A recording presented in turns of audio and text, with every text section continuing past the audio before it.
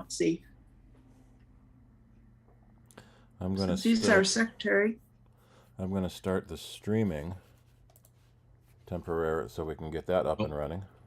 Well, you've been talking about printers. I'll throw in another interesting tidbit.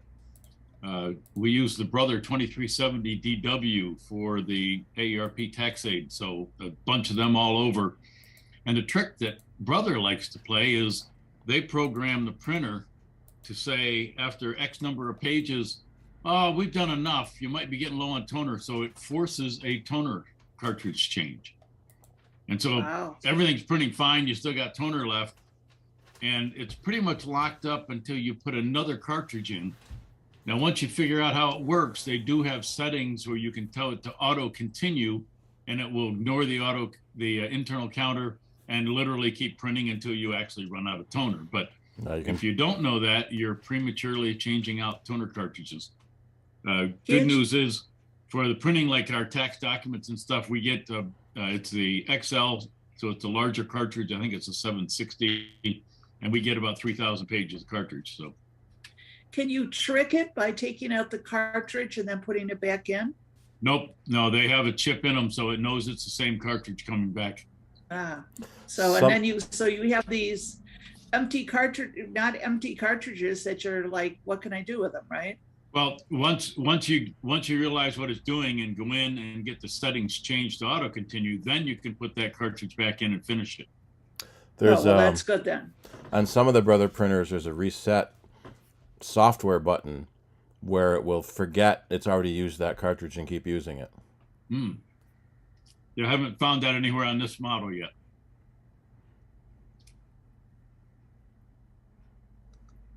Okay. I don't know. Should we call Charlie, since we usually have to call a few people and say, hey, we're having our meeting. Even Carol's not here. No, Carol's there. Carol. So Carol who? Is she? Charles. Oh yeah, there she is. Just okay. for the My screen only shows 9 people, but yeah, that Carol. Charlie just joined. Charlie, you're there. You. Just a note for the members who haven't voted. Steve sent out a ballot on SurveyMonkey for voting for officers. So if you haven't voted, you should have gotten an email. You got a short amount of time left. All right, should we officially start? It's like what, 7:05? I have. Yep. 7:06. Looks like everybody is pretty much here that is usually here. So, all right. So welcome to the March 2022 Apple Cider meeting and our annual business meeting and elections. So I will start off and just run over. I don't know, Charlie, did we want to start the business meeting right off the bat or no? Okay, what we were going to do was see when Lyle wants to talk, and if he wants to go first, fine, we'll start the business meeting after he's done. Okay, so Lyle, it's up to you. I'm fine either way. If you'd like to do the business meeting, get it out of the way first, go for it. Well, we won't be getting everything out of the way because during our break, Steve is going to have to tally the ballots from SurveyMonkey, that kind of thing. Yep. And, you know, if you leave us to our own devices, God knows what we'll do. So you if you're ready to roll, you might want to. Yeah, I'm okay with that. I'm ready to roll. So if you want to start out with that, that's good. Right. I'm ready. Okay. All right, Lyle. So go ahead. So do I have the ability to share my screen? Let me add that in. And okay. Okay. All right. Yep. Go ahead. Just 2. All right. We see it.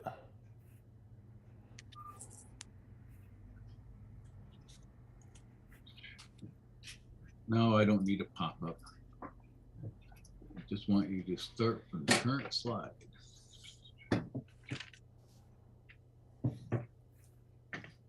Okay, so last year we thought it was the year from a very hot place, and this year has gotten even worse.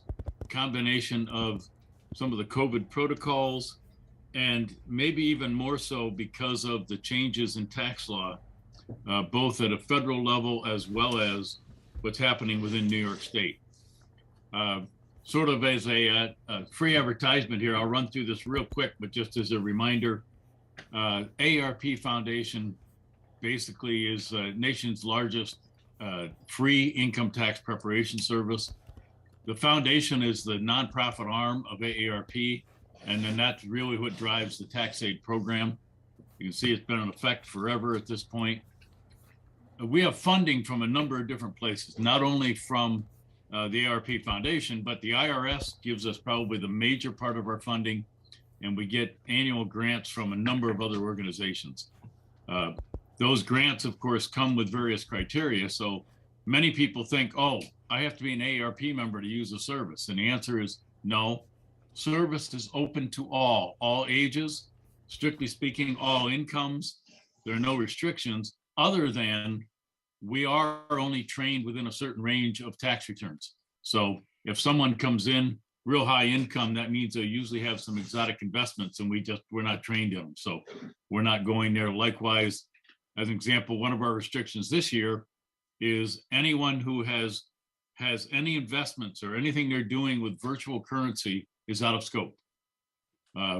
We had one that we kicked out just this past week, and I look at it and say, I'm not sure why it's out of scope. All the person did was buy stock in a virtual currency company, and they sold the stock. It wasn't much money, but since they touched it, out of scope for us. So they're very, very picky about that. As indicated, we're across all the states. We file everything electronically. It's gotten to the point that there are very few returns that we can't do electronically. Once in a while, we'll come across one. Probably most of those deal with where a client is deceased. The return is being filed by a non-spouse, and they have a refund coming. You start kicking a few of those things in there, and now they want extra protections of not only death certificates, but other mandates that really end up driving it to paper.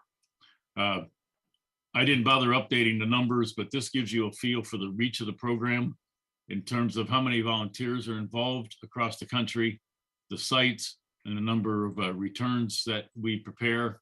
And we're always open to additional volunteers. Ken has joined this year. And Ken, how's it been going? You've been enjoying your participation in that? Yeah, it's been very interesting. We get to meet a lot of really nice people. They're very thankful that we're able to do their taxes, for free. Especially a lot of them last year went to different tax services and they were charged $300-400. And and for what we do, some of them just have a lot of paperwork, just putting in a lot of different pensions and things like that, which could take, a little bit of time, but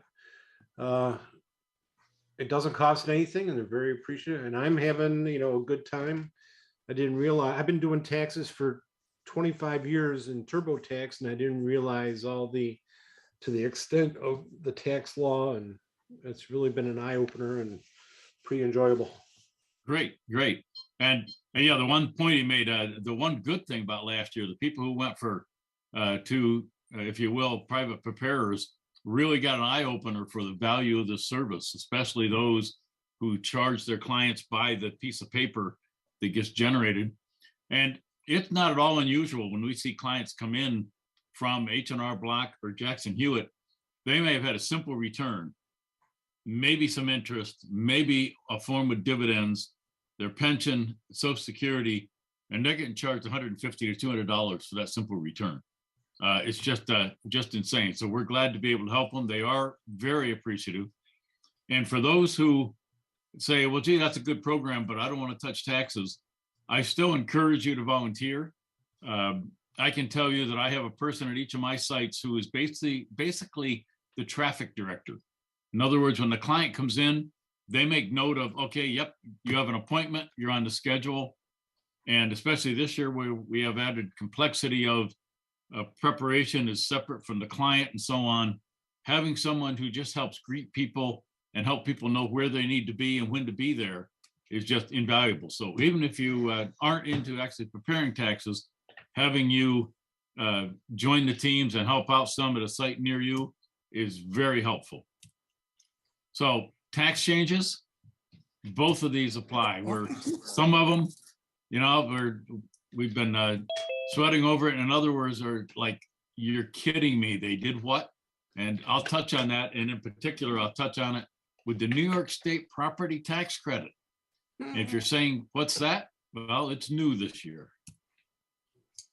What I'm going to touch base on here, we have multiple models that we actually follow in terms of when you want to get your taxes done, how you can get it done. And there are several of those available, some of which you never need to leave your home to get them done. There are certainly a number of changes and challenges that have come with the system this year with some of those lovely tax law changes that I mentioned just a moment ago. And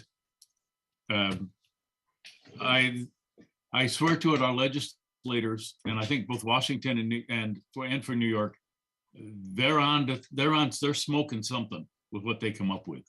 So let me touch base with the models. Alternate tax preparation. This is an interesting one because you can use some of the free software packages that are out there, but then you're doing it and you're not quite sure how to do it. There is what's called the alternative tax preparation, where AARP offers essentially you dial in and you get someone to help coach you through the preparation of your return. They're not preparing it. They're just helping you to understand how do you get that stuff entered and how do you work your way through the preparation. One of the biggest challenges here, number one, the people using the service love it. The coaches to date have been mediocre on how much they like it. And the reason is because the coaches really want to help them. And they try so hard to help them that they get themselves frustrated.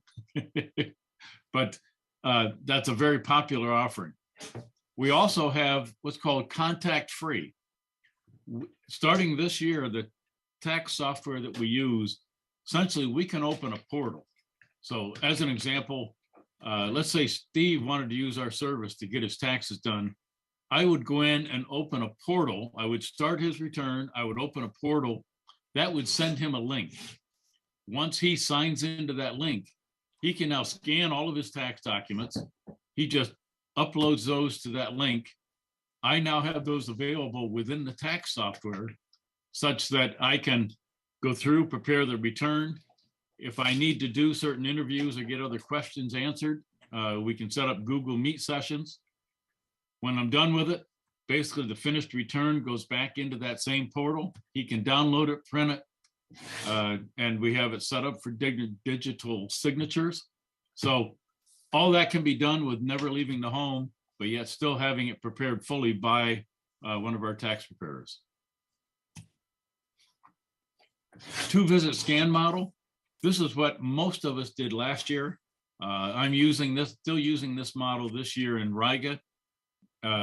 Basically, the client comes in. We actually have a plexiglass screen that sits in front of us. We have them pass us the paperwork. We get it sorted, sorting out statements and directions and other stuff from the actual tax documents. Once we have that sorted, they sit in a socially isolated area, and we essentially then run that through scanners and upload that into the tax software. Very similar to what I just described of opening a client portal. We upload that into the tax software. We've had 2 models of scanners out there, an Epson and a Brother. Brother scanner is just a little box. It does double-sided scanning and it's fast. So that has worked very well. One of the challenges this year is that we went to directly into the tax software is it can only handle 5 megabyte files. So if you're running the scanner, you actually get pretty good at recognizing when you need to cut off and close out a file.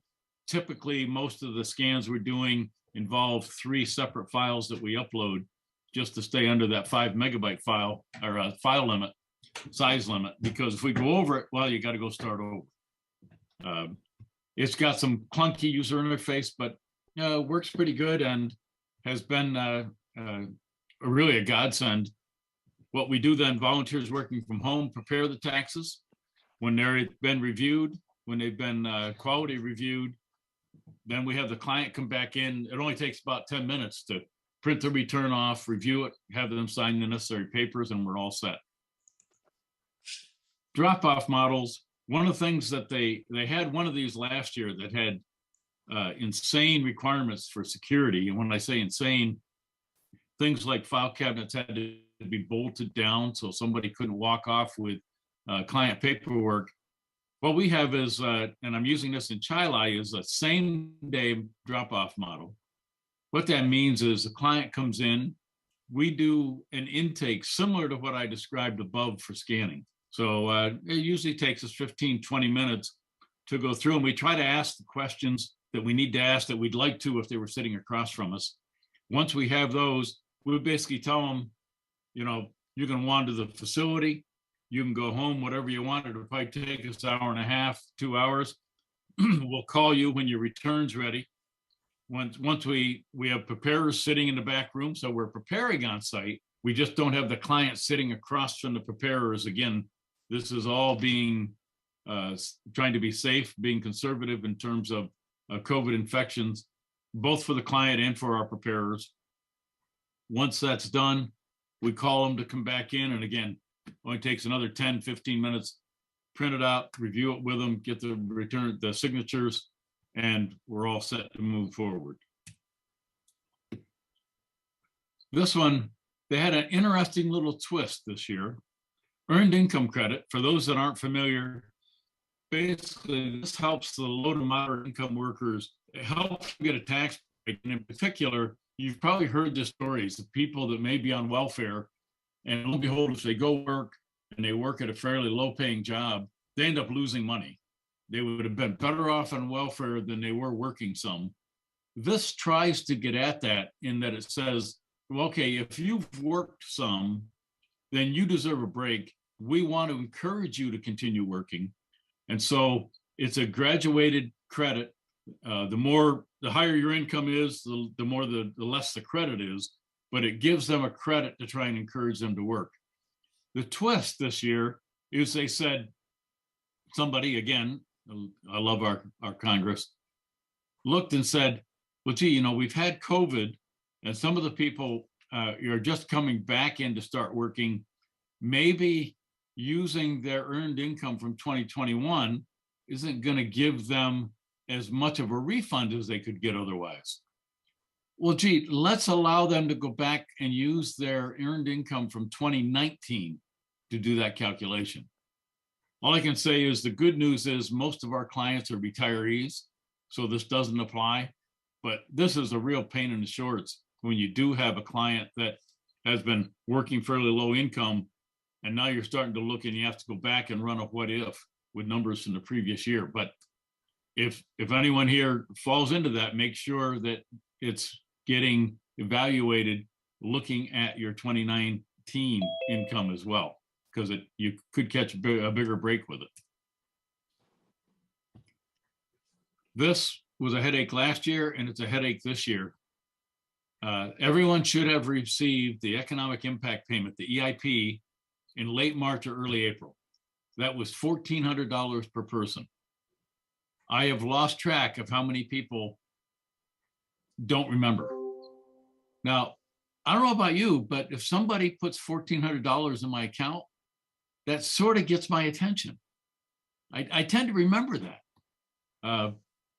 And so the IRS said, you know, yeah, people sometimes forget these things. They haven't until remember. Let's send out confirmation letters to everybody to confirm that they got this. Well, that was a nice idea, except they didn't start sending them out until the beginning of the tax season. Some people still haven't received them. In some cases, they sent one to one spouse that said, yep, you got 2,800. In other cases, they send them to each spouse saying you each got 14. Some cases, only one spouse gets the count. So the letters have created more confusion than they have offered clarity. And we've had taxpayers come in, they have the letter in their possession saying they got it, and they absolutely insist they did not receive it.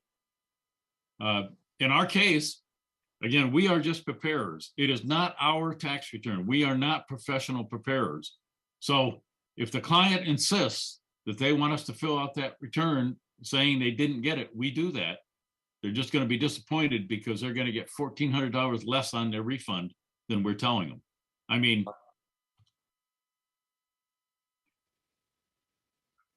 yes. And we've had several do that and come back and say, "Oh, yeah, I did get it." Lyle, can I ask you a quick question about that? Absolutely, yes.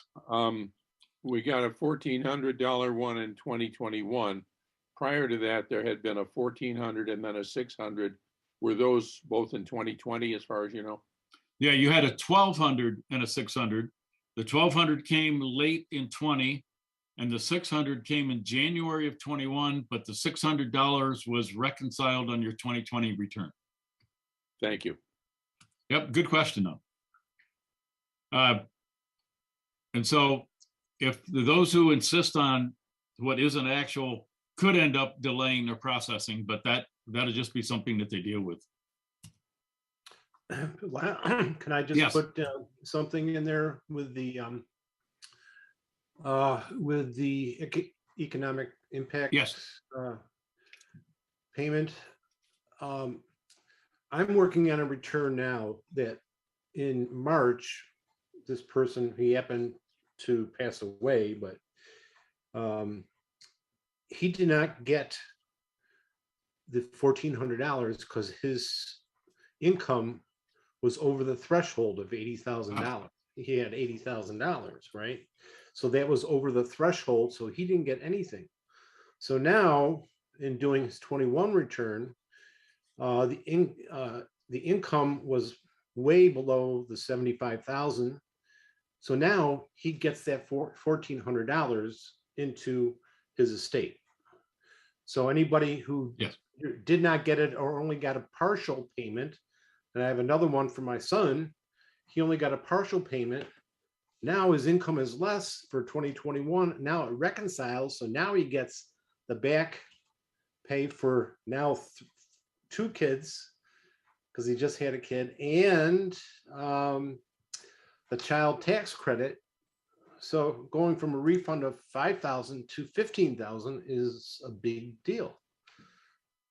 So, even though they may not have gotten it last year, or if you didn't get it last year because your income was too high, this year, if it's under either 150,000 for a married couple or 75 for single, you will get that impact payment as a credit on your tax return. Right, and there are several scenarios where they did it based on the 2020 situation, and then when the 2021 situation is different, that may qualify people for payments they didn't previously qualify for. But oh, by the way, if that means now you wouldn't have qualified, they never ask for it back. So once you have it, you keep it. But there are several scenarios with changing households, with dependents in 2020 that were no longer dependents in 21, that there is clearly what you would consider to be double dipping, but that's written into it, and that's the way it's executed. But excellent example, Ken. Yep. Advanced child care, dependent care credit. We get just a few of these, but not very many. And again, some clients get confused. The idea was, instead of waiting for this credit to be applied when their tax return is done, let's start sending them advance payments, which they started doing, I think, in July for the last 6 months of 2021. And then they come in, get their taxes done, and now reconcile what that should be. And then, oh, by the way, these advance payments stop. So some people were disappointed when they got to January and the checks didn't show up anymore. As this gets calculated, this does reconcile both directions. So if someone, if the estimate based on previous income had them receiving a larger child tax credit than they deserved, then this calculation ends up reconciling that, and they will have to essentially pay back the overpayment.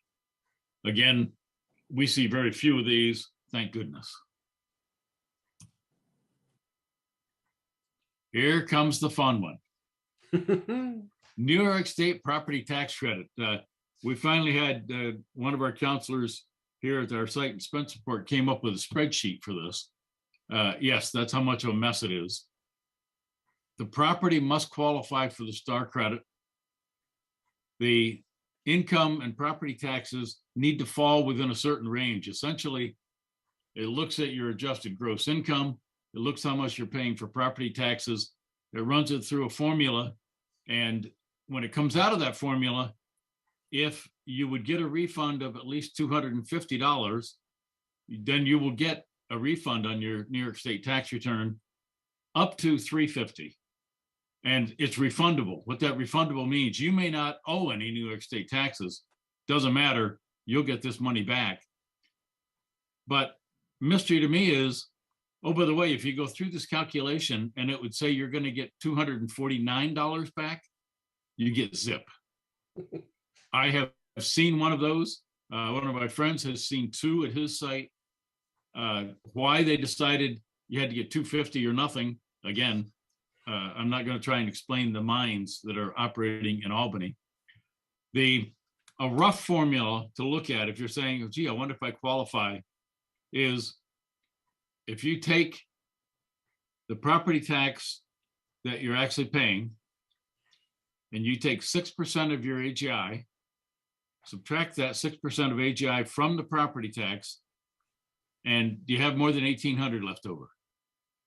If you do, odds are really good you're going to qualify for this refund. Now, that doesn't sound too bad, but wait, there's more behind door number 2. And that additional is some people get the senior enhanced reduction on their property tax bills. That's a calculation. One of the factors in there has about 6 significant digits on it. What we have to do, somebody in Albany said, well, gee, you know, these people that are getting this enhanced credit, that's reducing their property taxes, and they may not qualify for this one. So let's add that reduction back in to do this calculation. Now that's where the spreadsheet comes in, because we have to go in. Typically, the senior enhanced reduction, they do that by reducing the value of the property. So we have to take that reduced property value plus a multiplication factor to determine what they would have paid without it. And that's quite often applied to both school and county taxes. So we have to add that all back in and put that into the formula to determine how much they're getting. Typically, people who are getting the enhanced reduction, enhanced senior, end up qualifying to get this credit. As I said, it's a pain. Plus, years now, several years, we've educated everyone that you don't qualify to get itemized deductions. So they get tired of bringing their property tax and hearing us tell them, oh, we don't need, we can't use it. So several of them, oh, well, I didn't bring it. Now, mind you, we gave them packets ahead of time that said bring it, but they don't bring them. That takes some more time. The good news is we can look it up online. Monroe County does have a property tax lookup, but again, it's that much more time that we have to spend trying to prepare the returns. But this one does help a number of people. Again, why they complicate the income tax code instead of, if they wanted to reduce property taxes certain people are paying, why they don't just change the way the STAR credit works or the enhanced senior. I guess that would be too straightforward. So Lyle, just to mention, if anybody out there is doing their own taxes, you may want to have a tutorial to find out, how to actually do this New York State property tax credit, because it is quite involved. It involves a lot of different, points. And if you're not sure, you should probably ask somebody if you are doing your own taxes. So it is a sticking point. And again, Lyle, you said it, I don't know why New York State only gives you $250 up to $350. It just doesn't make sense. But that's New York State for you. Yeah, and I actually still do my own taxes using TurboTax just because I've had some interesting investments and a lot of carry forward data and elected just not to go through the hassle of trying to change packages. So I don't know what TurboTax does with this yet. I'm still waiting for some of my tax forms. I'll know more about how TurboTax deals with this in another 2 or 3 weeks when I actually do mine. This is the screen where we enter that property tax data, and you'll see potentially if you didn't live in the house for 365 days, maybe you only lived there 3/4, whatever. Typically, this is 100%. How many taxes did you actually pay on the property? Some people remember, once again, just going to get the stuff out of the county isn't good enough, because while there are a number of people who have a star credit reduction on the property tax bill, there are also a number of people, myself included, I receive a star credit reduction check. So in September, we received a check with our star reduction. In that case, I paid a full amount, but I got a reduction. So I need to make sure that would go in on this form under the amount of star credit received, so that's showing what I actually paid. And then it works through here of multiplying. You'll see here's the 6%. And then it finally gets down to what ends up, do you win the lottery or don't you? And again, Ken hit it right on the button. If you're doing your own, talk to Ken, reach out to me. We can help you walk through some of that to make sure that you're getting everything that you deserve out of this little. Plus, we have the calculators. The special exactly. calculator. We can go in there and we have a program that we can look up and click on a cell, and it takes us to down the rabbit hole to many different interesting topics and calculators and things like that we can do that. Yeah, Ken's what Ken referenced, a gentleman out of the Webster area several years ago now actually created an absolutely incredible file with links in it to go to every reference material imaginable. You can go through that either by the primary document, so you can go through that by where you are, which line you are in the tax returns. Just the amount of information that's available through that with all the links is just phenomenal. If I may interject, Ken, is that something you could put a link for in the chat? No. Never mind. It's a that's one of those items that is only within the program. Right, it's a proprietary thing within the AARP. And actually, is it just our area? Actually, it's only NY4 that uses that. There are other tools that a gentleman in Colorado created to help with determining is someone a dependent, are they a qualified relative, for annuities, calculating annuities, how much is going to be taxable. They're called Bogart tools. Those are across all of AARP and nationwide, but the one that Ken was just referencing is only in what we call NY4. That's only within our split state, which is essentially Buffalo to Syracuse and from the lake down to the PA border. This slide basically is showing you the sites we have around Rochester. If you go to the AARP site and you indicate you're looking for a tax aid site, tax aid locator, basically that will take you to a link and get you to here where you can see where our sites are located. I happen to know that I'm pretty sure Greece is full. I know Gates is full, Chili is full, Spencerport is booked. I still have some openings yet in Riga. I'm pretty sure Hilton is booked.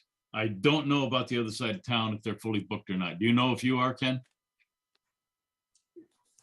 We are full. Yeah, we are fully booked. I don't know how far in advance. I don't see the bookings, but every session, every Friday we're booked up. Oh, yeah. We've been right out through the end of the season. All those sites I just mentioned, when I say fully booked, yeah, that's through the end of the season. So those are the high points. Tried not to dig too deep. What else may have come to mind for questions that we can confuse you on? And can I ask, this is Doug, Yep. on the New York state taxes, on what I'm going to call line number 29, New York subtractions. It put a limit this year of $20,000, but I don't believe that limit was there last year. I claimed like 38,000 last year. Did I do that right? Uh, I think I don't remember a specific limit. I'm just going in quick to take a look at what that line is. is that for pension? Is that pension reduction? Annuity Yeah. income exclusion. Oh, Pension exclusion, yeah. yeah, if that's a pension exclusion, basically New York State, if you have a pension coming from a public entity, so you were a teacher within New York State schools and your pension is coming essentially from a New York State entity. If you work for the federal government, your pension's coming. So if you work for a public entity, there's no limit to the pension exclusion. Basically, it's all excluded from New York State taxes. New York State does not tax any of your Social Security. So for those that have to start pulling MRDs, the minimum required distributions, and now you start getting a big chunk of your Social Security taxed by federal, none of that is taxed by New York State. When you get to private pensions, and that may be the line, Doug, that you're referring to, that is limited to only 20,000. If you filled out your taxes last year on paper and you put in more than that, you will hear from New York State and they will correct that. But how about for 2020? It's been 20,000 forever, and I don't see it changing. Right.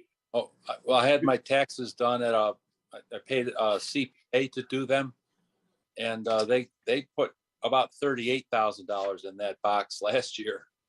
So, well, yeah, let me go open one so I can make sure I'm talking about line 29. They may have put in that amount, but if you take a look at the exclusion, it will only compute 20,000. Okay. As a pension exclusion. It by New York taxes to double. So I was a little concerned. Say that again. It caused New York state taxes to double. If you have a printed copy, in other words, if you went to a paid preparer and you have a printed copy of your New York State tax return from them that shows more than 20,000 on line 29, I have no clue how they did that. There isn't a software package out there that should allow anything more than 20,000 on that. All right, I do, and I'll look. I got a refund last year, and this year it was a small refund. So. Yeah, so if that was truly more than that on that line, I don't know exactly how it got there, but if that truly followed through the other calculations, New York State will eventually come back. When I say eventually, I will share there was an error made in the Buffalo area on a 2018 tax return for New York State. Essentially, someone had an early withdrawal from their IRA, but it was for a qualified purpose. When I say that, I mean, it was an early withdrawal. As an example, they had health issues, they had medical bills. You're allowed to do with the withdrawal without a penalty. However, the error that was made was the individual was not 59 and a half yet. That means that the 20,000 could not be excluded from New York State taxes. However, the preparer actually made a mistake. They actually included it as an exclusion. It was only late 21 that New York State caught up with that. Wow. They sent the client a note and said, oh, you're not allowed to do that, by the way. So that exclusion of 20 goes away. You owe us this additional taxes, and you owe us, it was something like $580 of interest because it had been over 3 years. Yeah. Right. Or 3 years, about 3 years. And part of that, I'm sure, is COVID driven, that all of these organizations are running behind on stuff that, that's one that I would have thought would have gotten flagged automatically by the computers and was not based on her age. So Doug, Thank you. just one thing to take a look at. If you take a look at your return on line 32, Add, okay, what does that say on line 32? 47,000. Because the taxable amount of my social security was subtracted. Okay, so I mean, if you take a look at that line 32, and you take a look at the lines above it, if it all adds up to that 38,000 being excluded, then you may have a problem. But if it only shows on line 32 or 33 that it's only 20,000, then I think you're okay. Oh, all right. I'll go get that. I keep everything in a shoebox. I'll have to go get that shoebox out for 2020. we have And I'll- we have a lot of clients that keep their stuff in shopping bags and shoe boxes, and unfortunately, that's how they bring it in. Yep. Thank you very much. Yep. Any other questions? Yeah, this is Frank. I got a question. I did mine through TurboTax, and somewhere time this year, I got hit with one hell of a state tax. I don't know if they changed the amount they're withholding and everything. I ended up with a $900 bill for state, paid that, but then I used TurboTax. Then they printed out their estimated tax for next year. Do you have to send those in, or is it better to send them in and then get a refund later? You're referring to the vouchers for quarterly Yes. payments? Well, there are different guidelines on that. It's if you don't pay as much as you did the year before and you end up owing a large amount at the end of the year, then you can start to run into penalties. They'll usually forgive it the first year that happens, but after that. So if you're not having something withheld from some of your investments, you may want to make some quarterly payments just so you're not too far behind when you actually file. They frown, both New York State and federal, they frown on the thought of, gee, you're going to owe 900, but rather than, maybe paying $200 a quarter, you wait until the end of December and then you pay 800 thinking, well, I've paid it in the year. Yeah, there's a point where that gets old for them. So it depends on how much you want to push the system. Well, this is the first time every year I've gotten something back before that. So something happened this year that, last year we didn't have to take the Right, the RMDs. Yeah, and then this year you did, and the income went way the hell up, and Yeah. I got caught in the catch-22 there someplace, Right, and so I would recommend to either have more withheld and or that you make the quarterlies just to get yourself in the ballpark. So I'm going to have one of them change, so I'll have them take out more, because I know this year they took less than they did the year before. Right. Yep. Yes, that's a good idea. Yeah, and I'll send in a couple of these vouchers, so we'll be a lot closer then. There you go. Yeah, and then I'm also made another change that I'm having part of my RDM sent straight to a charity, bypassing me, so that'll reduce taxes next year also. Correct, because then it never shows up in your AGI. Basically, that's a qualified charitable distribution. Right. That's an excellent way to do it. Yes, I'll do that this year too. Okay, that's my question. Thank you. Lyle, Yes. I have a question about that child tax credit. If you have 3 or 4 kids and you're getting, a sizable chunk of money every month and you don't work in the first place. There are those who end up getting a fair amount of money back on that, and they haven't worked. It's a refundable credit. It's there in an effort to try and lift children out of that poverty level.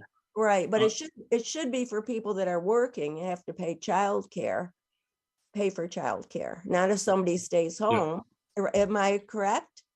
So it Yeah. isn't caught when they file a return? All There's two different things. There's You're a regardless- child tax credit, and then there's a child care credit. Right. Different things. Okay, so my daughter, my grandson's 14, he doesn't need a babysitter. She gets a check or did, get a check every month, which she saves because her income is increased. So if she has to pay taxes, so whatever that is. I think that's the child tax credit, where if you have children, if you're over 6, you get $3,000 a year, and they may have gotten a payment from July to the end of the year. Right. And then it would have stopped. And then you have a child care for daycare, which is a different credit. Right. It's not the daycare, it's the other Right. one. People Right, get so- it when they're not working or they don't. Yes, you can get that. It's Right. if you have 5 That's children, more. you can get if they're under 6 years old, it's $3,600 a child. All right. So is that caught when people file their taxes? If they don't qualify for it when they file their taxes, then that will get caught and they would have to refund if they were getting something they weren't qualified for. But- Okay. But to Ken's point, they don't have to work to qualify. Okay. And don't ask us to explain the why or to tell Oh, you no, that it's the right way to do it. Well, it should be a credit on off your taxes is what it should be. And it's refundable. Okay. Refundable means you can get it even if you didn't have and never paid it in. Okay. Thank you.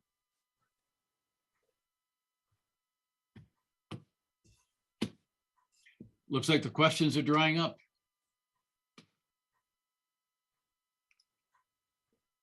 Well, that was a good talk, Lyle. Apparently, we And all just to have echo a what question about our Lyle- taxes.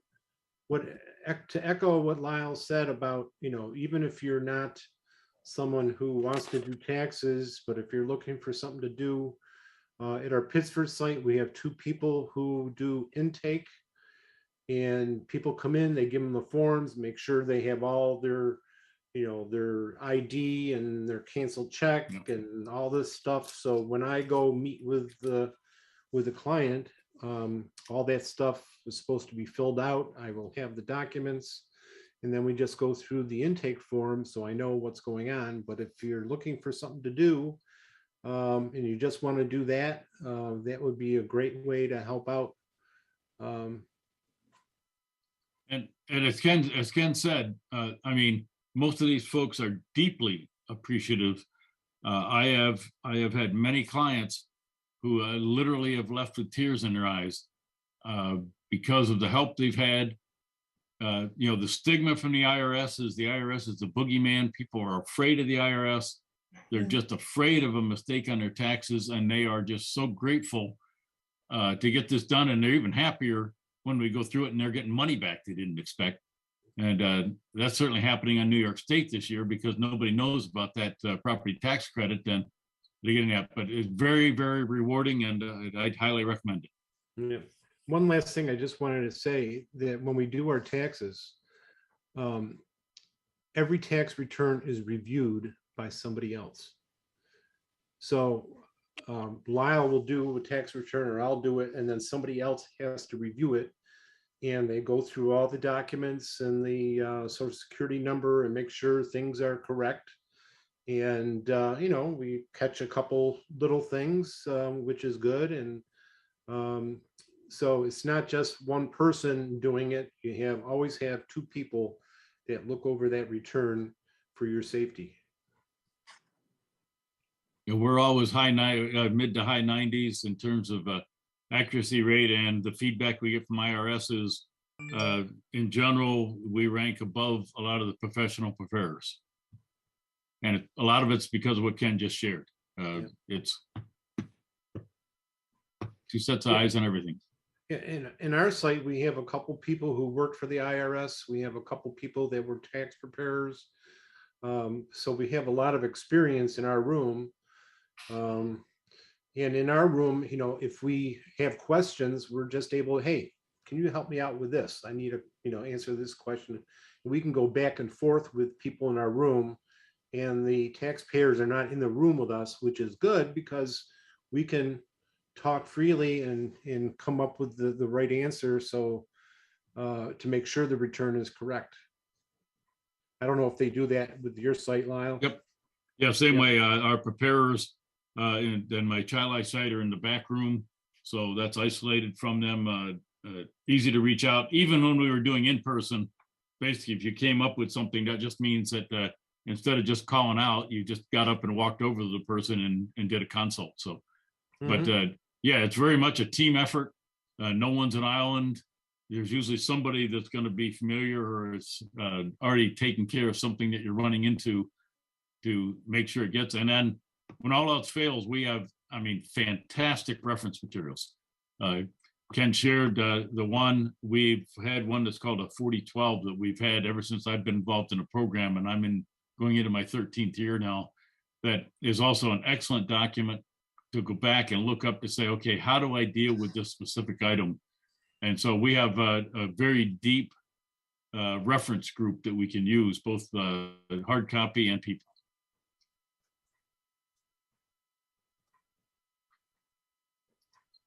I have to say is I'd like to know how come every year my taxes seem to get lower. My refund gets lower and lower every year.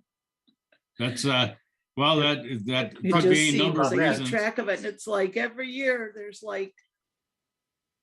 One of the things that surprise a lot of people is that as your income may go up, as an example, especially those who have RMDs, so the RMD goes up some every year, that raises their overall income.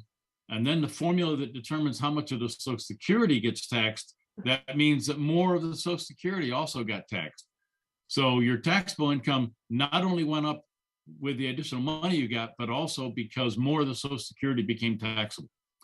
And that really hits people that may take out a lump sum because they're buying a car, they're doing something else. So for a given year, all of a sudden, quote unquote, their income from drawing off a fund went up 20,000, but their taxes went up 30. And the reason their taxable income went up 30 was another 10,000 of Social Security became taxable. It's sort of a double whammy, and it catches a lot of people by surprise. One of the things. Well, that it just seems like they change the rules every year too, so that things like when they had that deductible where your mortgage interest and all that stuff suddenly got a lump sum instead of claiming it, and all the other things you might have had as deductibles all of a sudden were gone in a sense, because you had well, yeah, more but of a don't lump lose sum higher number. I'm just going to say, don't lose track of the fact that the standard deduction is a higher number than you used to get by going through the itemization. So you're actually coming out ahead. A lot of the time, yeah. Well, we'll see how next year goes. One of the hints. My biggest thing was when Matthew got too old and moved out, and it was like, wow, that was a big drop with that child tax, Yep. When you lost that dependent. One of the things that I've done personally, and also I've been telling people that come in, they wonder, well, how come I'm not getting as big as a refund? I said, well, because on maybe your pension, you're not having tax taken out, and especially in New York, the people end up owing a little bit. I said one way to reconcile that is maybe have somewhere having more tax withheld.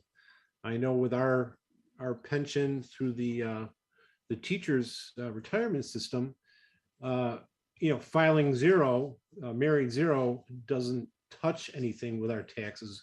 We have to put in our own amount that we have taken out. Is probably $400 more than the married filing zero.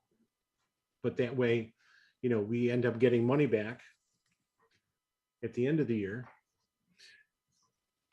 And some people say, well, if you're getting a lot of money back, then the IRS has all that money. And I said, well, if we got in our paycheck, my wife would spend it on, we get a delivery every day, FedEx and Amazon and UPS and the man. every First single- name I said, basis, right? What did you buy now? So by withholding more in taxes, that kind of saves us a little bit.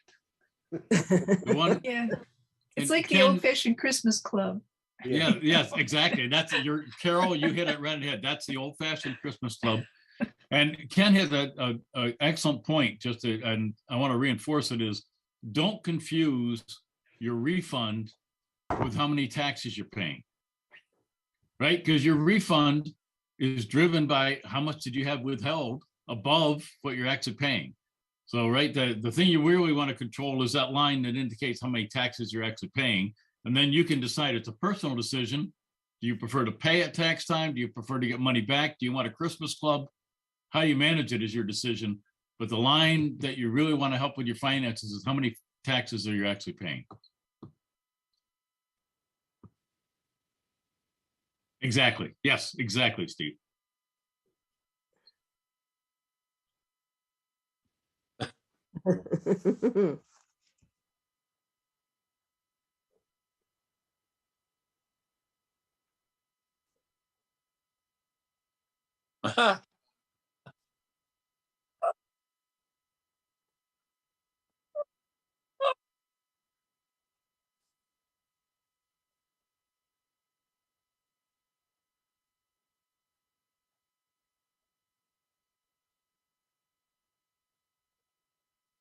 Well, as sort of we opened and Ken mentioned it, two things that you could say would reinforce that conspiracy theory. One is the simple returns that we've seen come in that have had high charges on them. Another interesting one was we had a volunteer join us a couple of years ago, and after the first year, he received a letter from Jackson Hewitt to cease and desist. He had a non-compete clause in his contract, and they were telling him he had to stop preparing taxes. Mind you, he was doing free tax preparation. They viewed it as competitive and were telling him he had to stop or they would come after him. 2 years. Yeah, 2 years. So I won't tell you how we handled it, but. One last thing, Lyle, you didn't touch on. This year, if you're itemizing your return or using the standard deduction, you are allowed as a married couple to take $600 for charitable cash contributions. Last year, it was only $300, whether you were married or single. This year, it's $600 for a married couple, $300 for single. Cash contributions, cash, check, anything that you give, you drop the money in the hat at church. You may not have receipts for it, but you do that every week, $5. You can list that as part of your cash contributions, up to $600 for a married couple or $300 for single. And that goes away next year. Really? Maybe. Yep. Maybe. We don't know. Well, it currently goes away until they end up coming in, but they're looking at some deficits. They're going to have to start backing off some of these. So my guess is it will go away. We'll find out. Yeah. Stay tuned. Okay. Well, Lyle, thank you very much for your presentation. It was very enlightening. It kind of shows us where maybe we can help a little bit for our next tax year and things we can keep an eye on, under control and stuff. But again, I'm sure, like I said, there's new laws every year, good Right. or bad. Maybe we can do this. But next we don't know year. those. Only you guys know those. Yeah, maybe we can do this next year, maybe in February, a little bit earlier, maybe before, Yeah. before people actually do their taxes. If you February- actually know what's happening by then. Yes. Usually we do. Yeah. Last year would have been a challenge. Yeah. Yeah. Yeah, if you remember Now, last year. are you ready? Are you ready to go by the end of January as far as starting to take appointments and stuff? And Oh, that yeah. you know Oh. all the stuff, new stuff that you've been told? Yeah, we usually start taking appointments somewhere between the middle of December and middle of January. Okay, so that's the thing to look for, is not wait until January, February to make an appointment because they're already gone. That's what I found out this year. Is Yes, that I should have been doing it a lot earlier, and instead, by the time I got to it, it was like there wasn't a lot of stuff to do, to go to. right. You know a couple of people that could help you All out though. I do. So that's helpful You know, because he okay. did my taxes last year, so that's good. This year, Lyle, I have to say we went to our old tax preparer because I could not get an early appointment at all. It was like almost by April 15th, and it was just too late. So Well, I bit the we bullet. do have a thing as friends and family that aren't restricted to any of those, and don't lose track for next year of, remember I said you don't even need to do it in person. You certainly have the capability to scan those documents and send them over. So Yep. So, well, thank you for that. And so, is any more questions for Lyle, or we can kind of end this section? Anybody got any more questions? No? if you think of them Well, I guess we're later, just done then. send them over. Okay. We will. So thanks again, Lyle. Thanks. That was really good. All right. It's 8:00. So that's kind of comes at a good point, ending point. So I think we can go into our business meeting. What do you think, Charlie?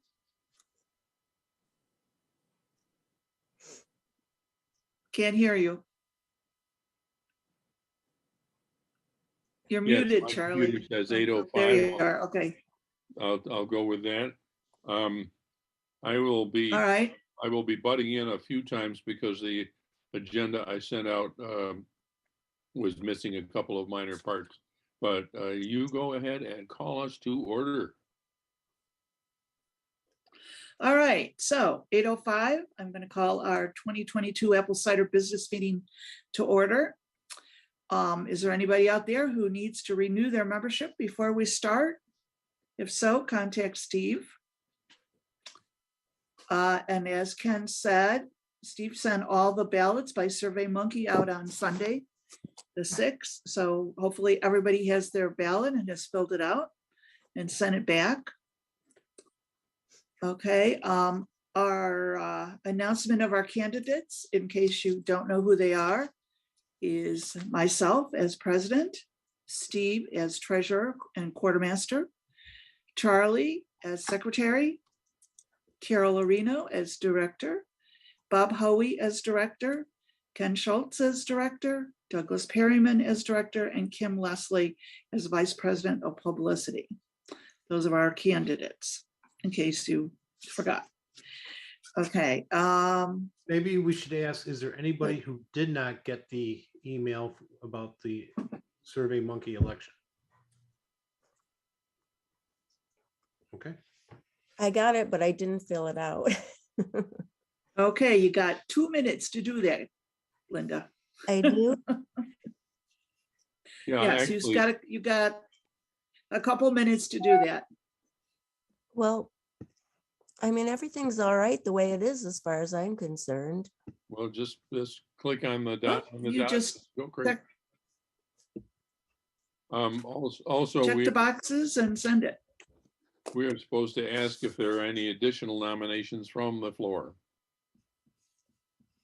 I haven't gotten there yet, Charlie. That was my next thing. Oh, I'm sorry. All right. Nope, that's okay. So, yes, if anybody wants to nominate somebody, you can certainly do that for any position, or yourself if you feel you want to run for something for next year, or for this cycle, I should say. So all the ballots are going to be collected and counted. We're going to take a break time where Steve's going to do that. But first, so I have a few minutes while I'm going to do my president's report, then Steve's going to do the treasurer's quartermaster's report. Then we're going to take a break and that's when all the ballots have to be sent in by. So Linda, you got a few minutes. Okay, I can't find it. I mean, I have the All right. And for anybody, reminder, the message, you know, the meeting reminder. Is it in that? there should have been another thing that came. Yeah. I searched on survey and couldn't find it. It was listed as ballot if you search for it. Yeah, that's what I did. I searched for, okay, let me try that. It's from I got it. I March, got it. good, March 6th. Okay. All right. All right. So I'm going to start with my president's report. So basically, I'm just going to go over what our subjects were for the past year that we talked about in just a general form. So we started out in April with what's that app? What's that app do rather? And our Q&A and question business news. May was our new Apple products and our Q&A. Okay. June, we had the Worldwide Developing Conference announcements, and we did Plant ID with Carol Areno. Yeah. July, we had our annual picnic at Dave and Karen Chamberlain's house. We supplied tables, food, and drink, and Dave grilled, and everyone had a great time. So hopefully this year people will come out and have a good time with us again. August was Apple versus Epic Games and other antitrust litigations, plus our Q&A. September, we had Adam Engst from Tidbits, and we had Chuck Joyner from Mac Voices, along with the Q&A. October was Raspberry Pi with Nick Francesco, and we talked about the new iPhone 13.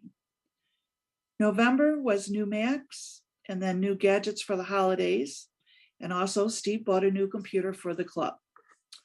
So the old computer was put up for sale for $900, which is still out there in case anybody's interested.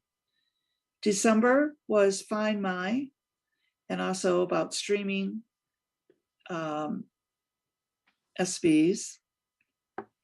And then we celebrated at the Old Toad for our board meeting that year, and had a drink courtesy of Charlie. So yay. Just January was what new gadgets did you get for Christmas? And February was organizing your photo library, and we watched a video from Mac Most. And that was it.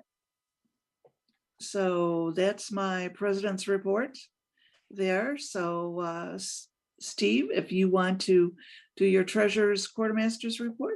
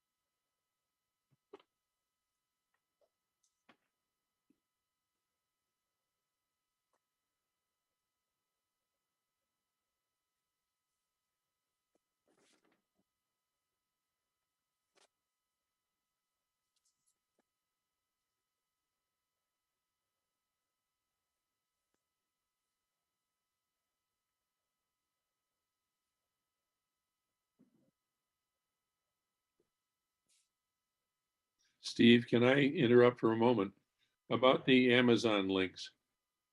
Once you go to Amazon Smile and select CIDER as your chosen charity, do you have to go through Amazon Smile, or do you have to go through the link from the CIDER homepage the next time, or just glance and make sure that's still there?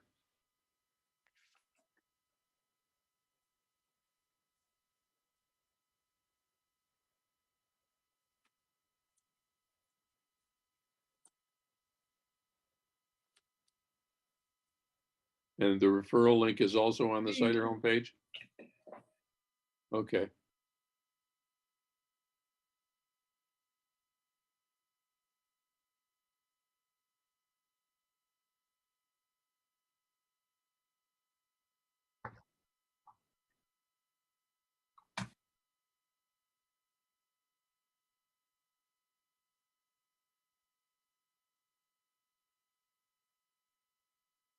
Thank you.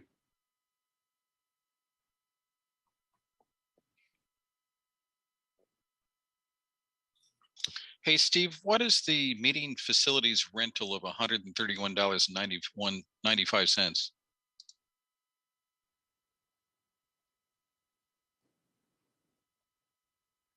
Okay, that makes sense.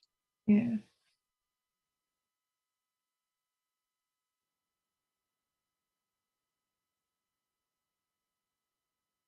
So are we in our second year of that now? Okay.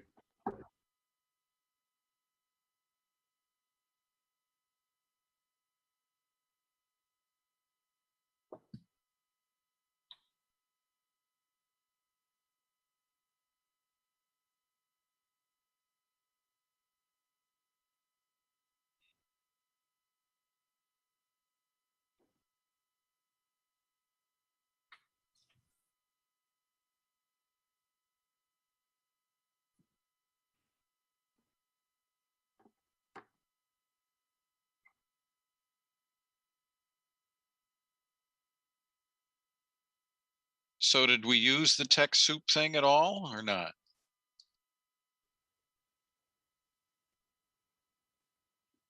Well, to ask a niggling little question here, how much would the, I presume it's a year's worth of Zoom.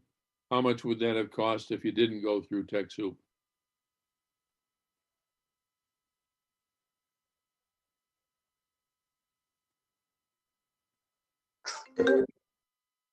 How much?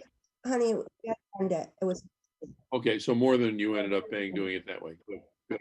okay, honey, bye.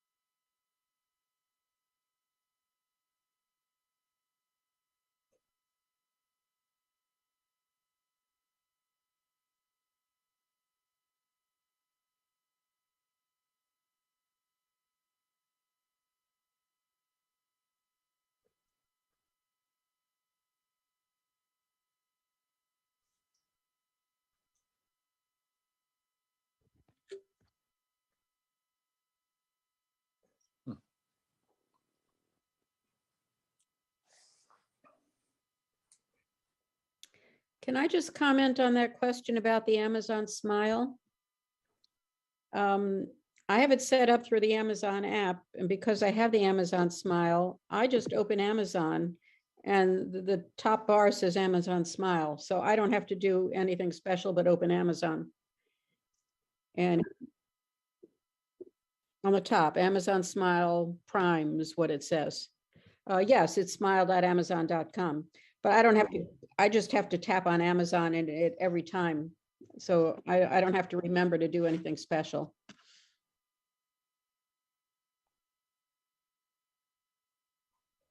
No, it says right on the top here who my current charity is. And unfortunately, it's my granddaughter's school. Right.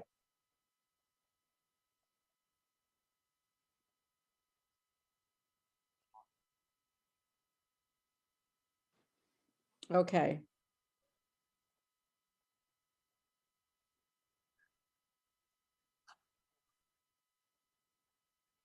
Oh, okay. All right, I'll have to try that. I haven't done the referral. Thank you. So Steve, this service that Nick was proposing for us, do we get any money from doing it that way or not? Oh, I see. Okay.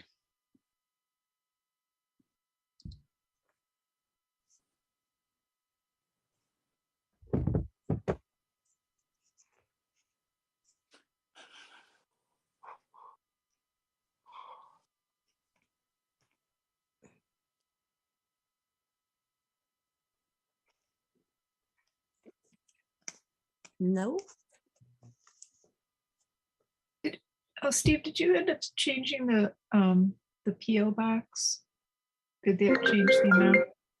Hello.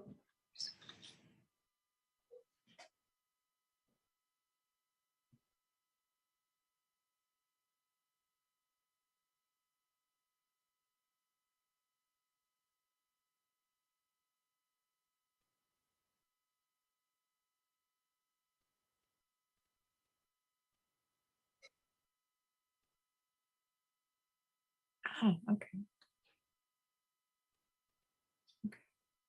Hi.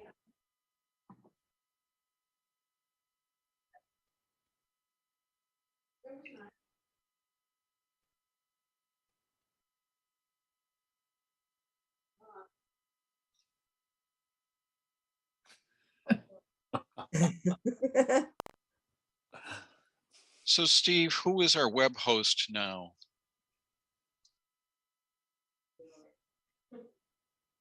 Okay.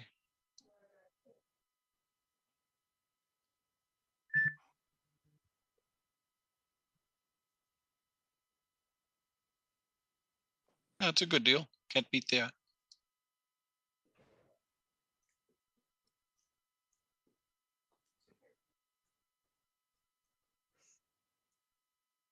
I guess one question is, would you say that our current dues is appropriate? It looks like it is.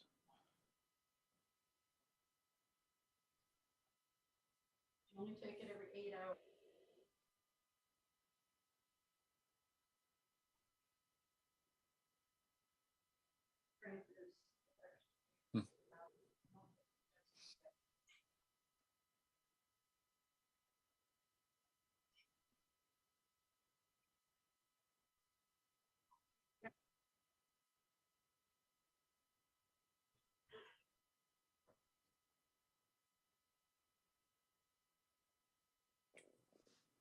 Good. Do you have any other pages to this report?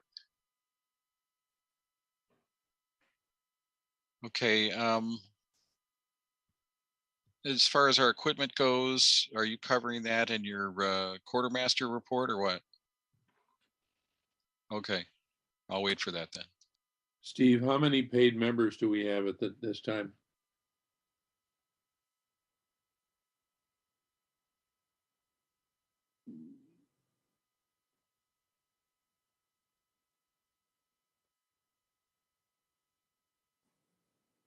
All right, this is one of the items I did not include in my printout of the agenda, and that is that probably because we do it at the board meetings, we need a motion to accept your treasurer's report. I so move. Second.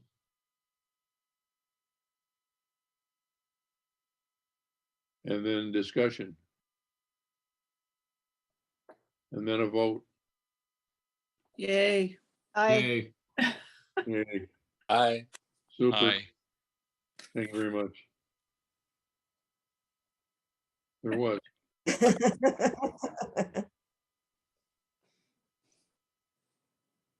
Okay, so we are supposed to take a break now while Steve collects the ballots. Shirley, do you want to do the quartermaster report now or after the break? Well, he's supposed to be doing it as part of his treasurer's quartermaster's report. So Steve, go. Well, then let him do that now. Finish that.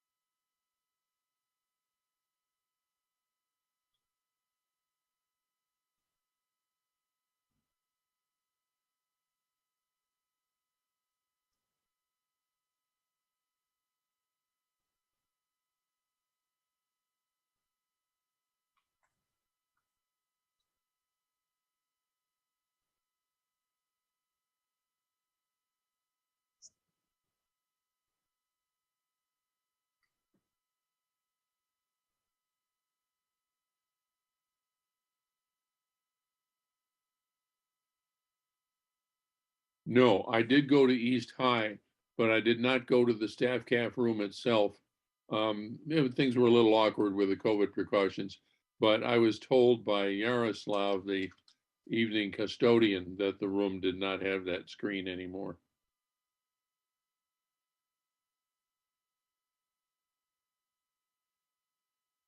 At this point, I would also like to insert a comment that I may consider the possibility of meeting at East High again when we get to June or something, but by golly, the way things are going, I'm not going to bang my head on that yet.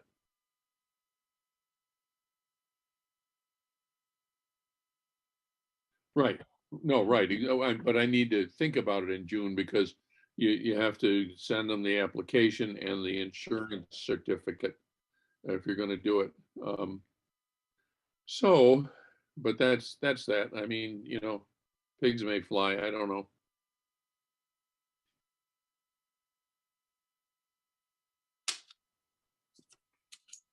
All right. And one other item. I think as far as knocking down the price of the old computer, we could talk about that next week at the board meeting if you want.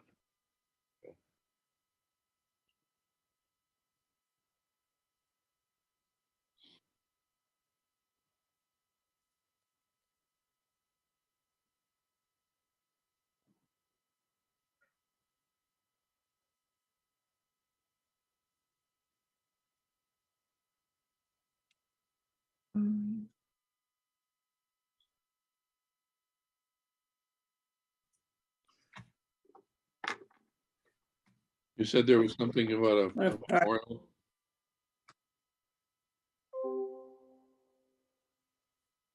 Okay, which could be any day now.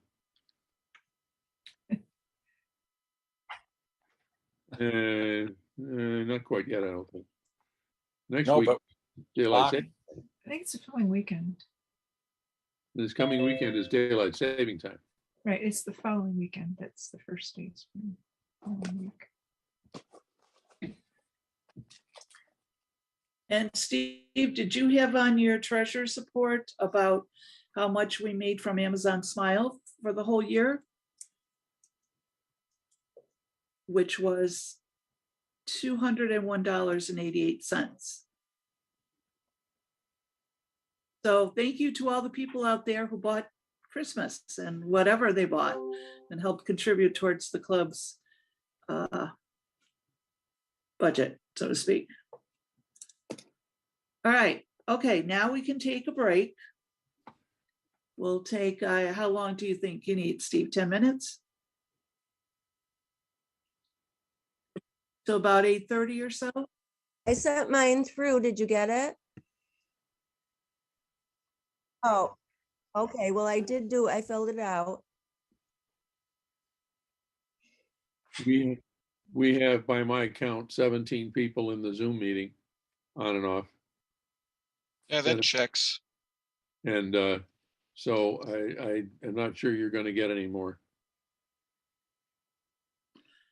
Well, we'll give them 5 minutes till 8:30. So count them up and declare it unanimous, and then if we get any more, you can call it super unanimous. Something like that. All right. I just wanted to ask Lyle. Lyle, are you still there?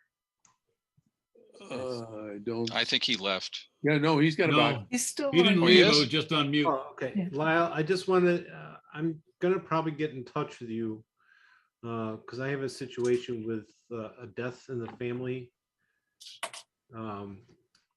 And there's just, you know, the special circumstance of how to fill that out with the with somebody who passed away. Yep. Yeah, yeah. So yeah, by all means, feel free to reach out. Okay, thank you. Yep. I'm going to ask a question relative to that because I'm just trying to get into planning ahead for my ultimate demise.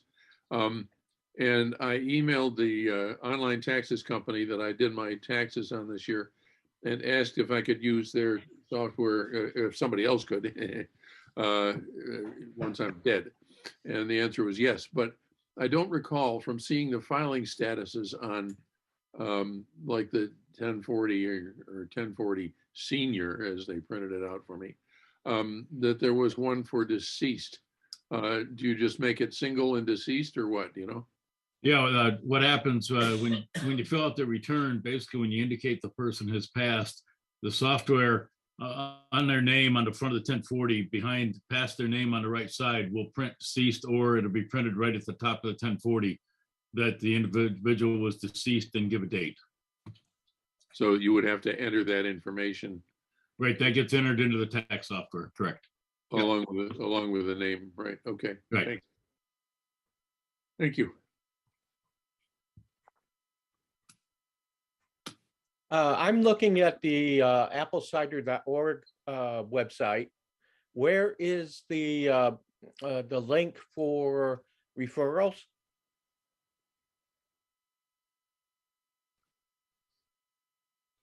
Shopping discounts, okay.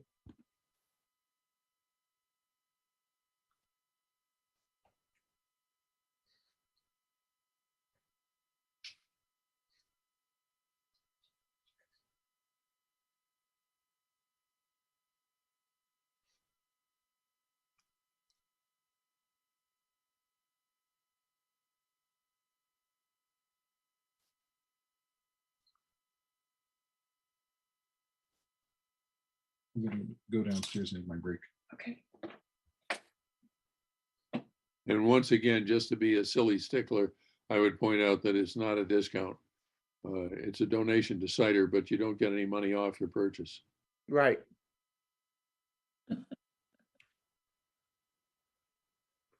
What does the charity get? 0.05, I think, something like that?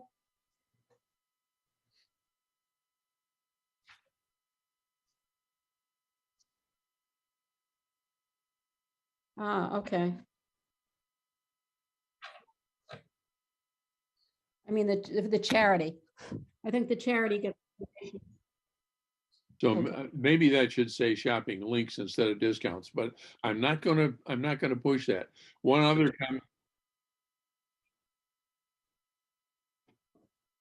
Well, on that page, I get your point. Yes, right. One other thing I'm going to mention is that I have a subscription from Amazon that comes every month unless I skip it. And they only gave the contribution to CIDER for the first one. And after that, no. Yeah, stinkers. Oh. Which is a bummer because I mean, otherwise it would happen, you know, many months of the year. Do you pay monthly? I pay, yes, right. If I do let them deliver the order in a given month, then they charge my credit card at that time. Okay, huh. I'm surprised they don't make the donation for every month.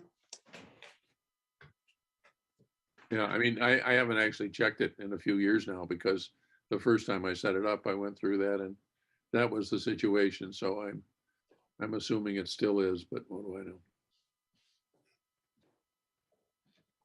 Okay. All right, Steve, have you had enough time to count the ballots? Do we want to have a break or what? Why don't we take a 5-minute? Well, we were supposedly having a break. The other thing We're is, in the break right now.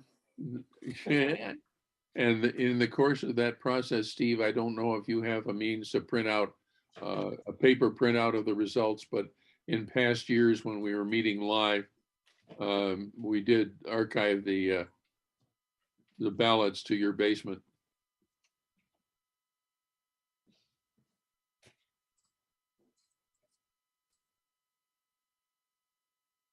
losing everything here. Okay, well, we have to start the meeting resuming. So if you've got everything set up, then we can resume the meeting. Well, I haven't Yes or had a no? chance. I haven't had a chance to use the break to go to the potty yet. Well, then, okay, well, that's what I'm saying is go do that, Charlie.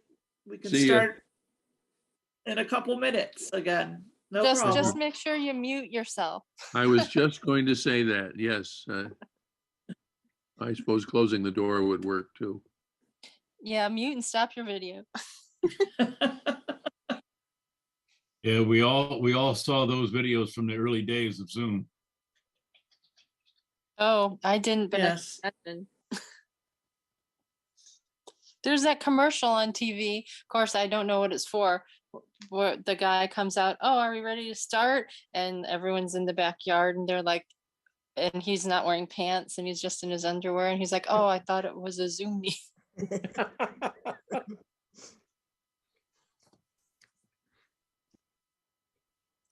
Yep, that'll be one of our discussion is when we want to have in-person meetings again. I'm doing the Whether, opposite. like Steve says, we just. I almost went out without clothes on, haha, in my underwear. Ha, I'm kidding.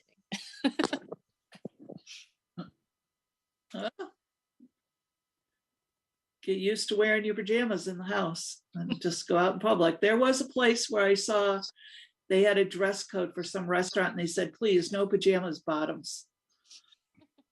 Yeah, Take you 'em could off. Because, forget. you know, especially for women, well, I went out and was like somewhere where there was a girl wearing her pajama bottoms and her slippers. And it was sort of like, really? You go out in public with those on?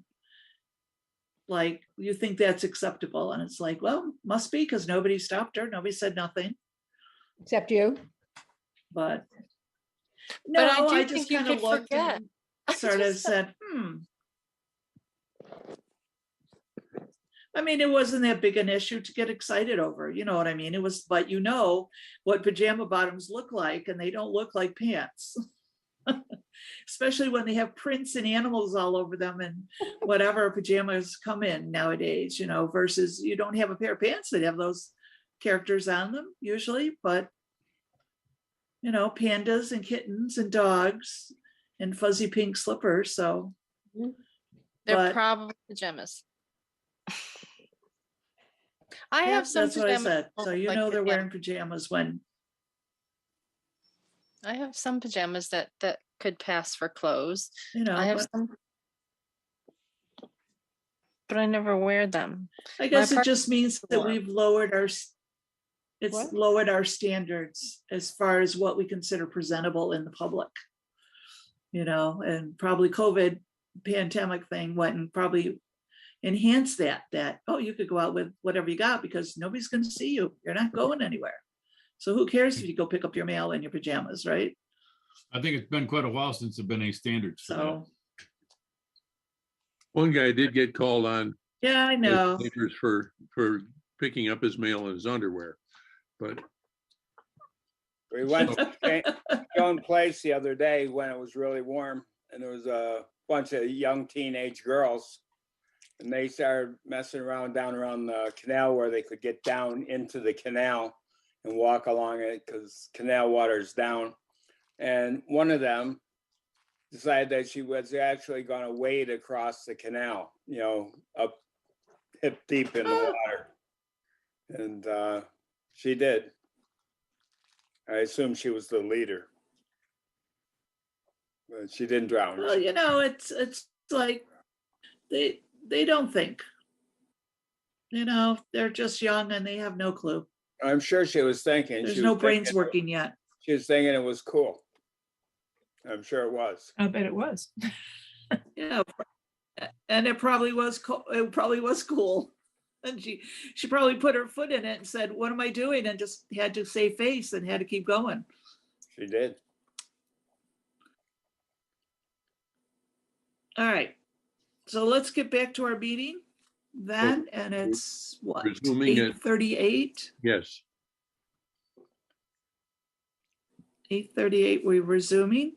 Okay, so Steve, you can announce our ballots and our election results.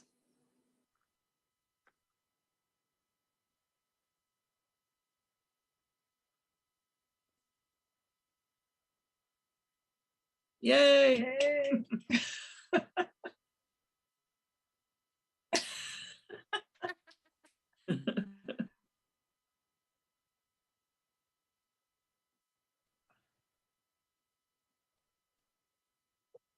Yay.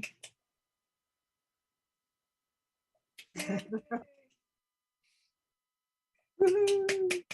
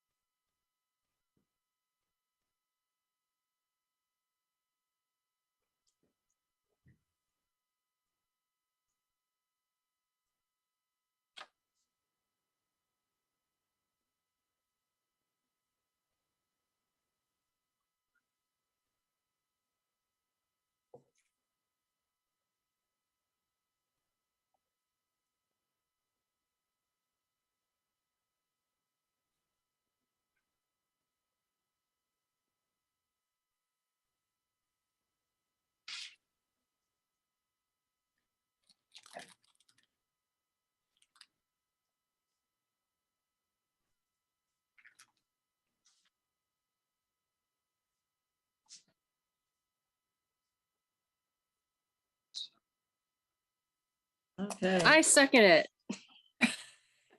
Did that come from Independence Day? Because I just watched it the other day where Jeff Goldblum says, oops, oops.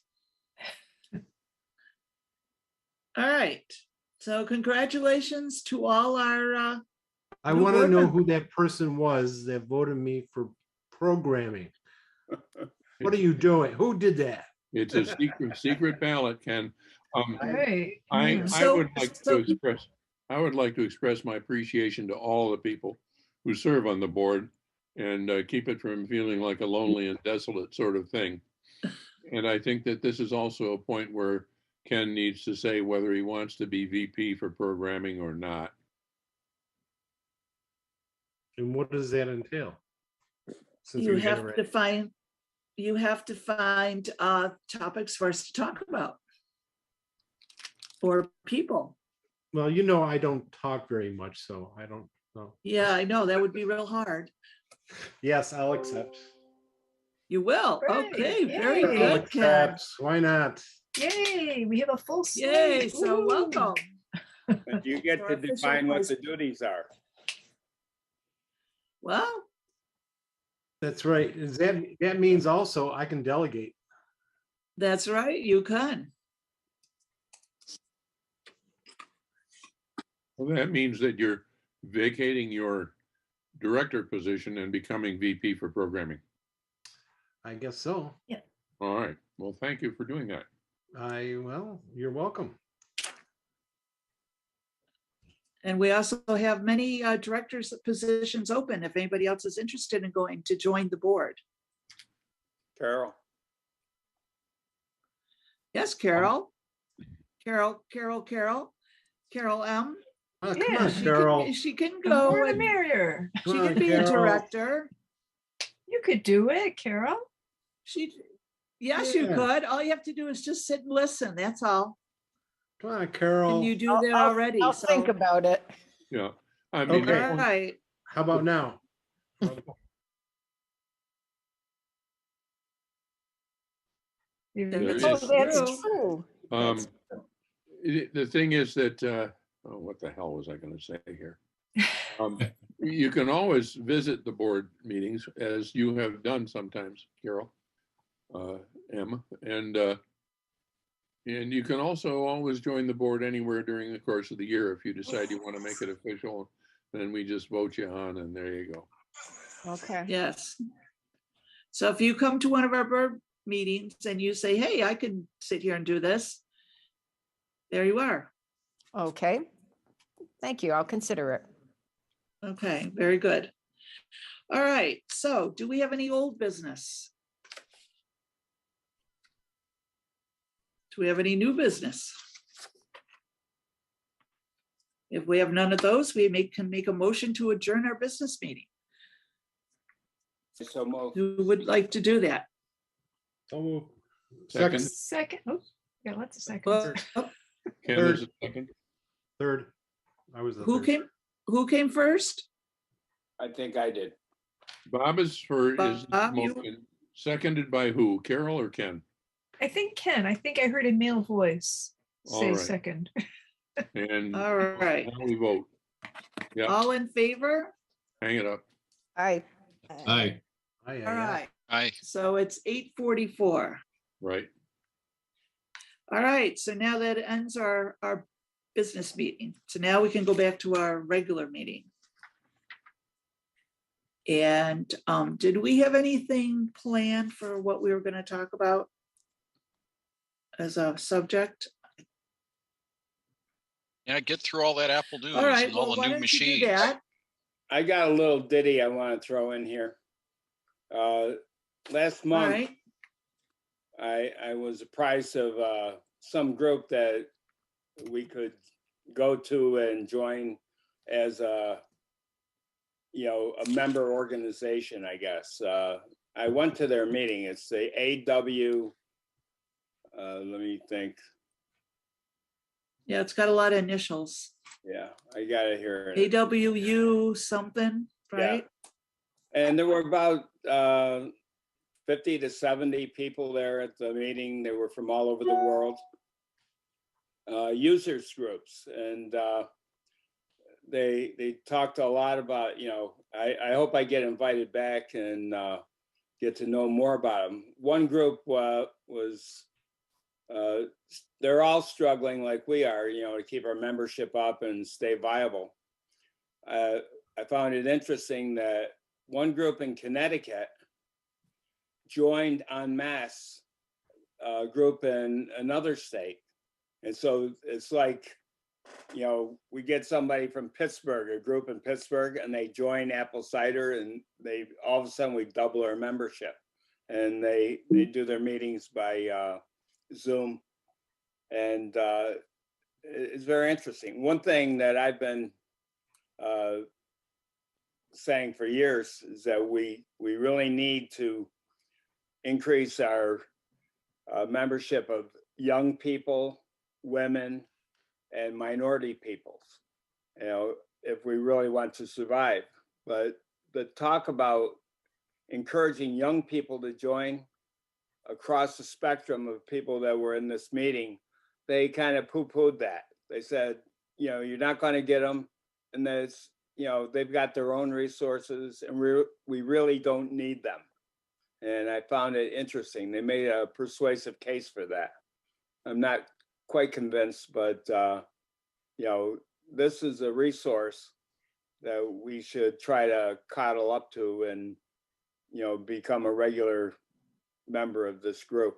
I think they only would want maybe one or two people to to represent any given organization, because each of the 50 people or plus represented a separate organization.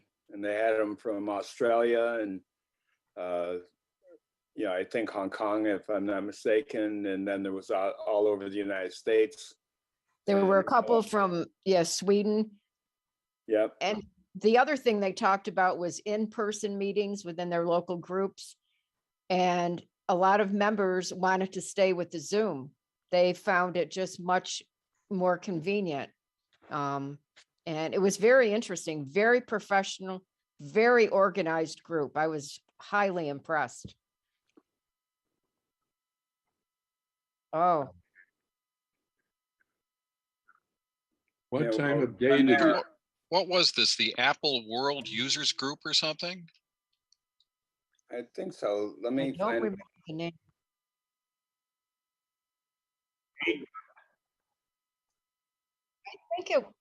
I think it was at 6 o'clock Eastern Standard Time.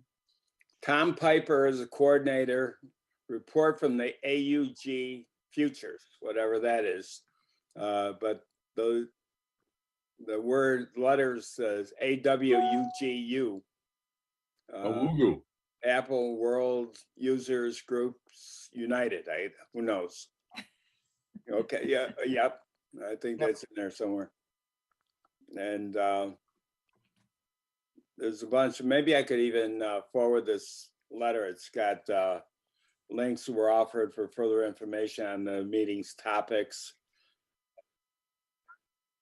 Yeah, well, I used that and somehow got into this meeting. I found the link and, you know, chatted with this guy, Tom Piper, I believe.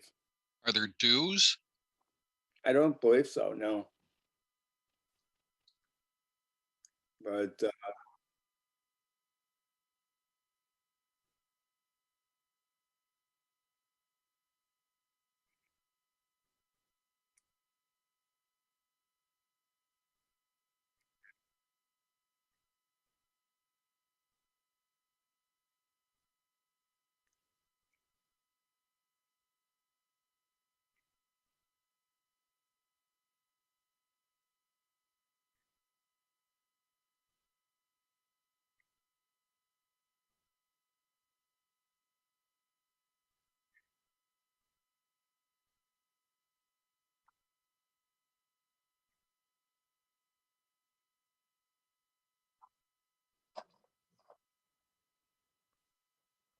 yeah, I've seen this letter here from them. The next meeting is tentatively scheduled for March 21st at 5 o'clock Central.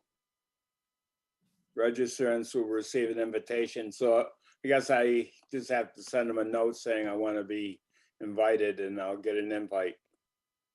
But So So what's how the many name of it people? again, I didn't hear that. Who said that, Carol? I was just saying, what was the name of the group again? And I then think Kim someone said, else. Kim I was asked going to say something. how many people from an organization can attend. It seems like it's probably just one or two. You know, I felt a little, you know, like uninvited guest or something. You know, I was there. You know, I did get the invite, but you know, and luckily I thought it was Eastern time, so I was an hour ahead of time when I logged in, and I got to chat with Tom Piper for, you know, a good 20 minutes talking about it. But as of now, I could forward this and you could send them a note and say you'd like to be invited. You know, I will for this March 21st meeting. that is a Monday. A question I have is whether it's technologically feasible for one or at the most two of our members to officially attend that and then share the meeting in a listen only mode, so to speak, with anybody else from the club who wants to listen. And if they were able to do that, and there was any kind of chat feature available, then people who were not officially attending the meeting could still send ideas or questions to whichever of our members was attending the meeting. So, you know, you can think about that. We don't have to figure it out tonight, but that will be after our board meeting next week, so we can bring it up again there. Yeah, we could talk more about Find out if they record their meetings too. Maybe they post them on YouTube or something. it. Good point. Oh, well, then maybe that would be a way that we could at least look at them after their meeting.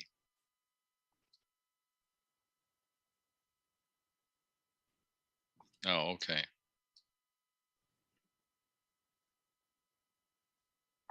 A few of the links that are in this email is Eckhart Goethe is at Naples Smug.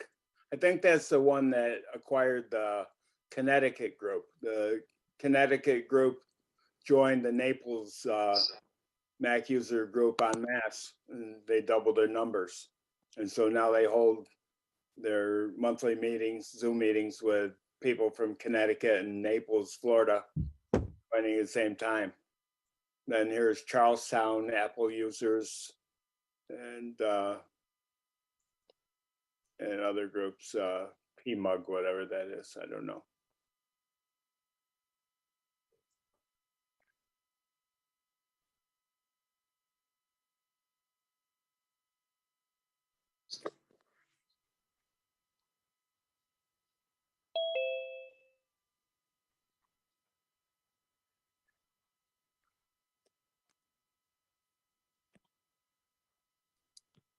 But the whole experience for me was like a breath of fresh air in terms of users groups, you know, that there are other people like me, like you, that are out there struggling to keep an organization together. And there's all these different organizations, 50 or 60 of them worldwide, and we have a lot in common. And they have like classes, they have paid classes with presenters, and those are limited to people who registered. You know, you can't get access to those sessions, and they pay their instructors, and they have other group types things.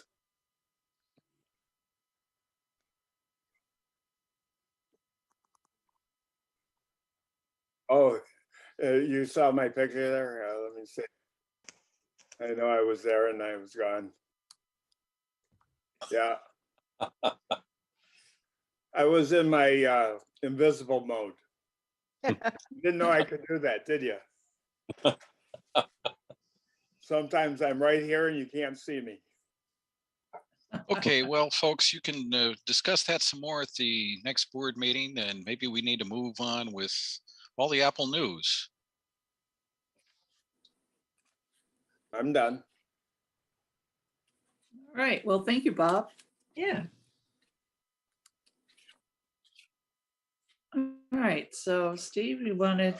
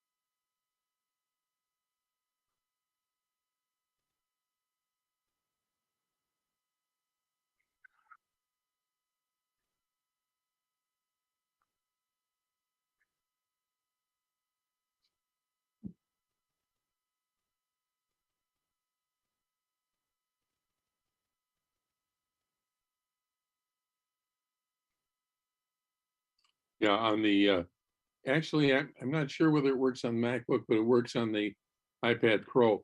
Now that Right. And now that you let me interrupt you, do you know what kind of power jack the Air has now?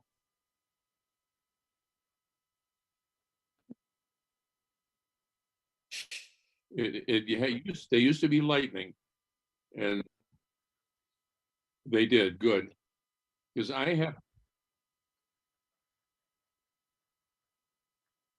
okay, I happen to have two older iPad Airs, and now the second one is starting to do that crap with the intermittent charging, depending on how you move the pad around.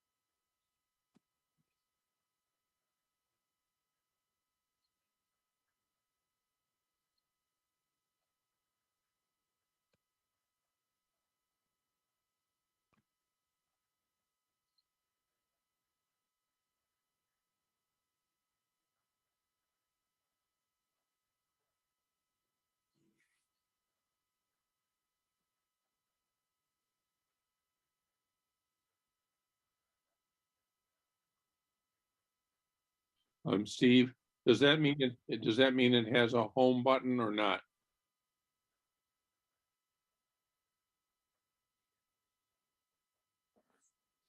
Okay.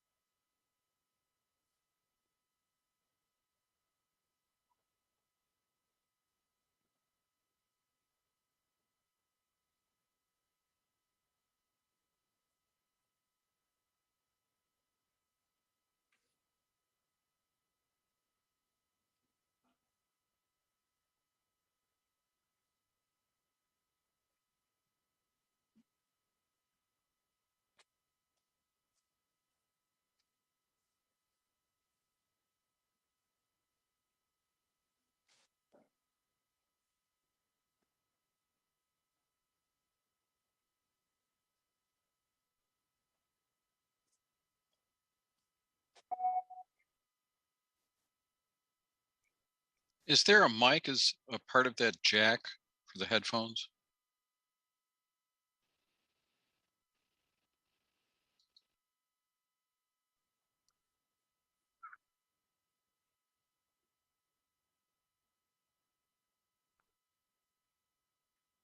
Steve, hang on to Okey-doke. that.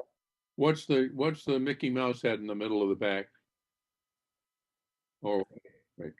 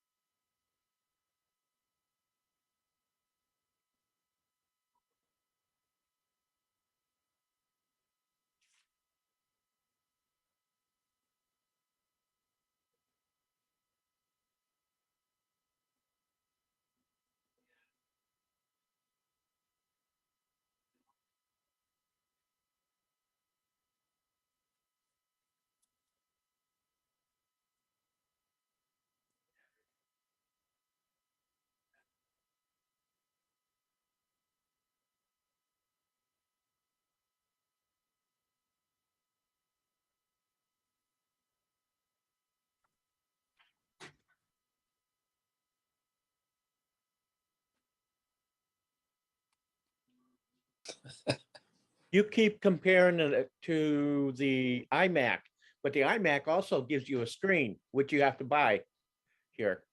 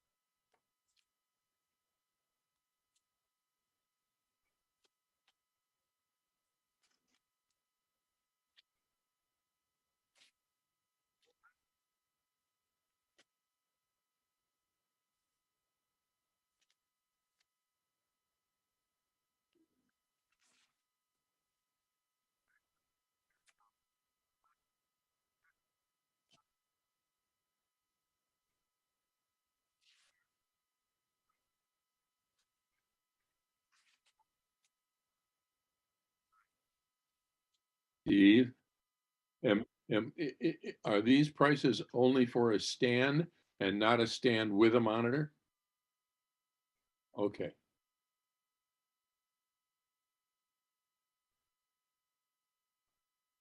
Well, after the, the wheels, whatever they cost, that was another thing.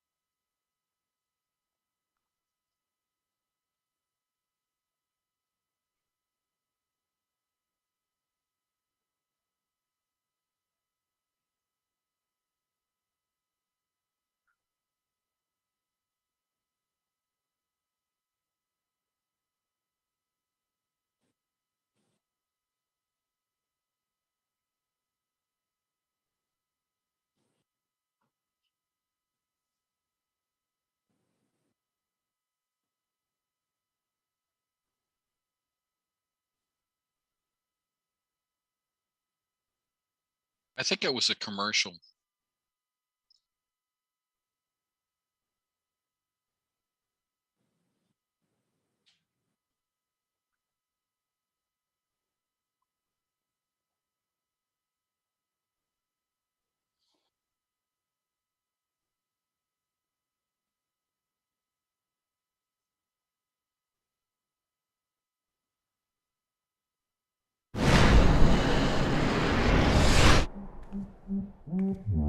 No.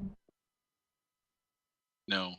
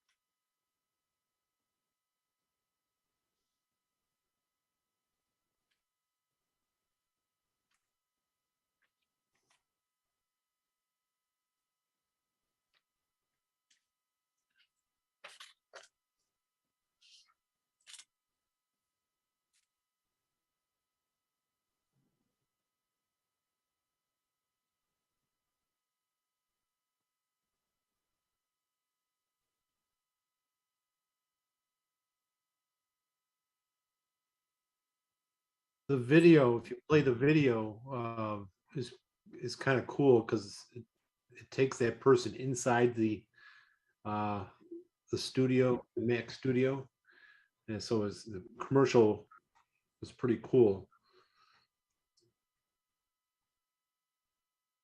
Yeah.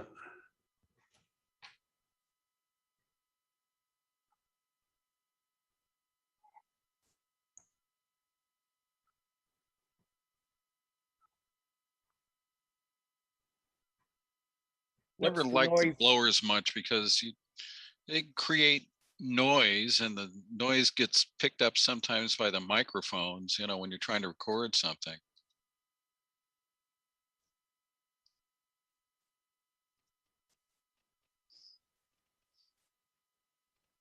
How do you keep them from getting dusty and dirty in there? The way it's never been able to not do that.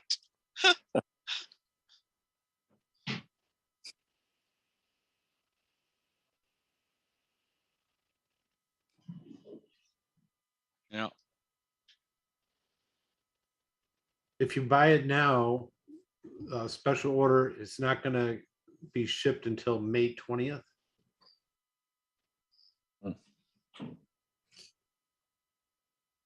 Yeah, yeah, right.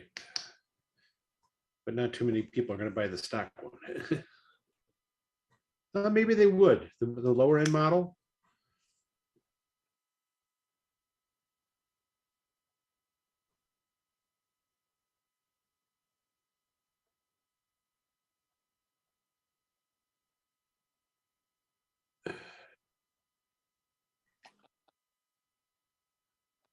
Before we were using Monday.com, our team was drowning in work.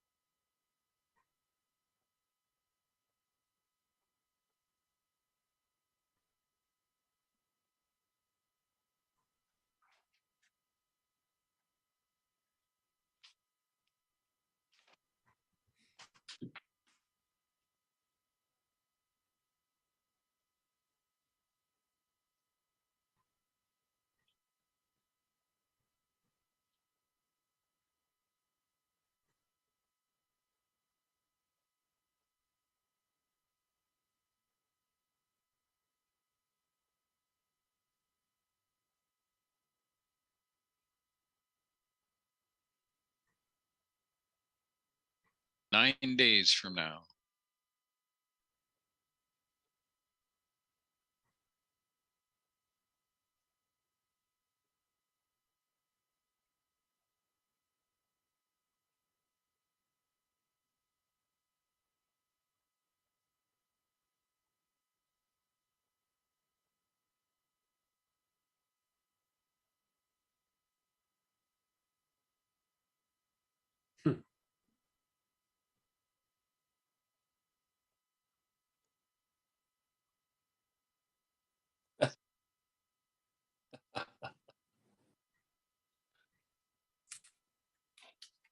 I'm just wondering what's going to be with the larger iMac, whether they're waiting for the M2 to come out before they uh,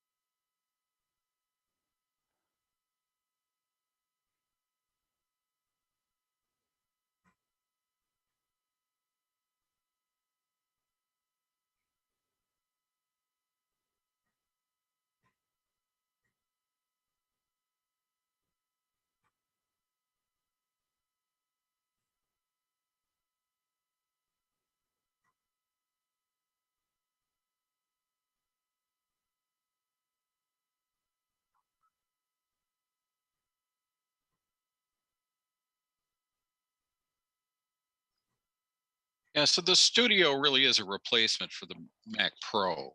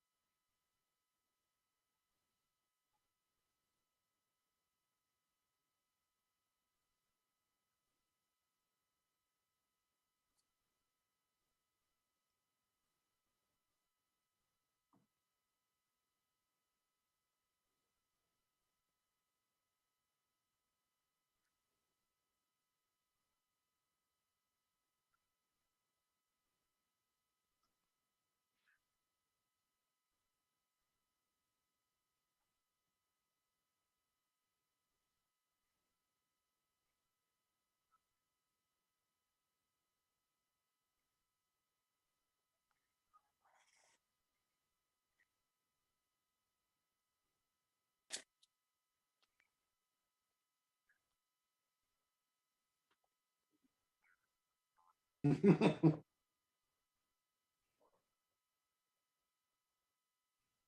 want to know how they know that it has 114 billion transistors on the processor board. How the hell do they count that? And then how do they know that it's, you know, a trillion? Yeah.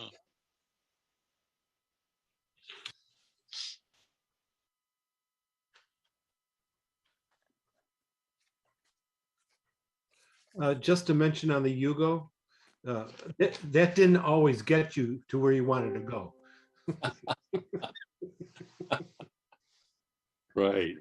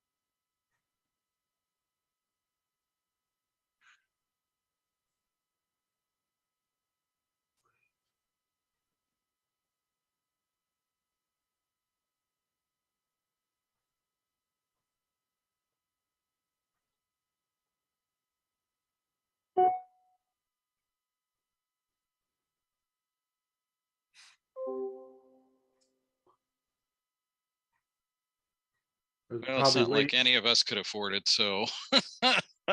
They're probably waiting for the M2 Ultra.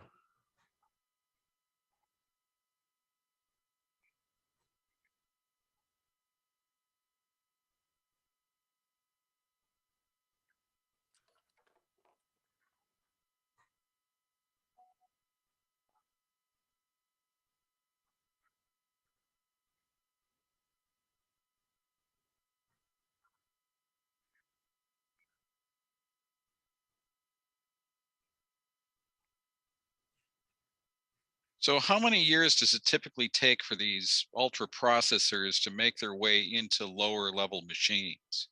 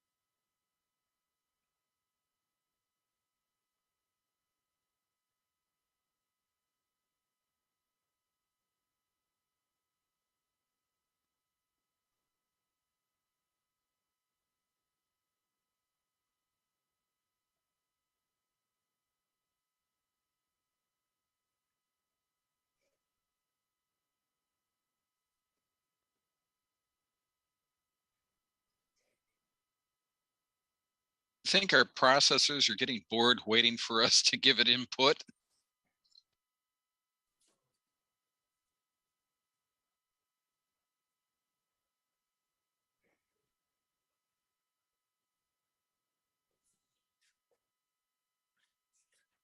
true AI ever comes out, it's going to be scary.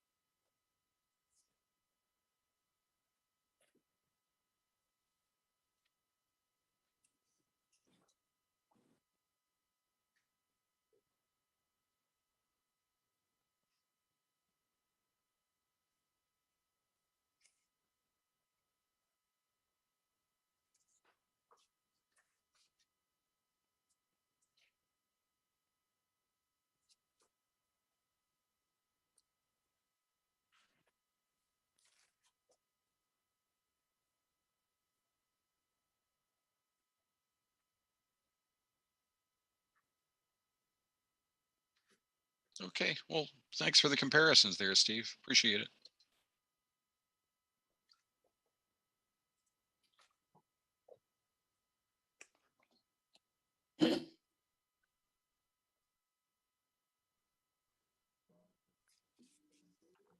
I'm sad because I was really looking forward to a 27-inch purple iMac.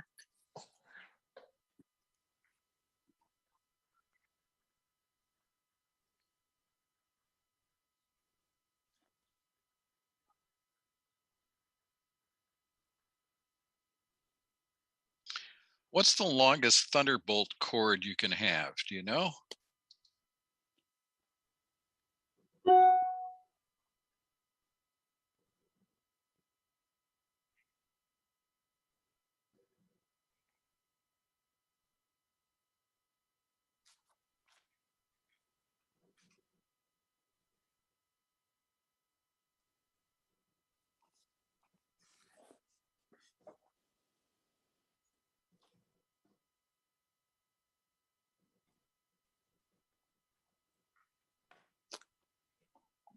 Well, that's pretty good.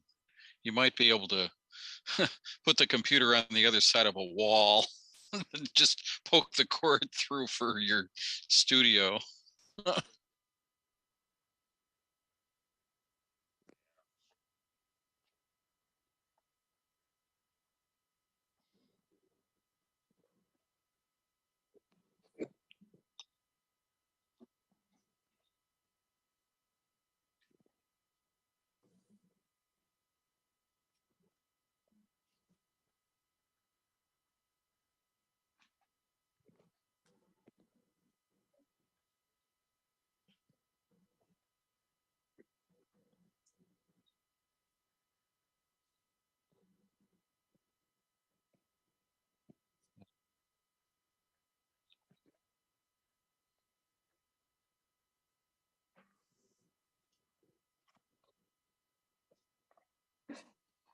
Well, that's because we've had fans for a long time.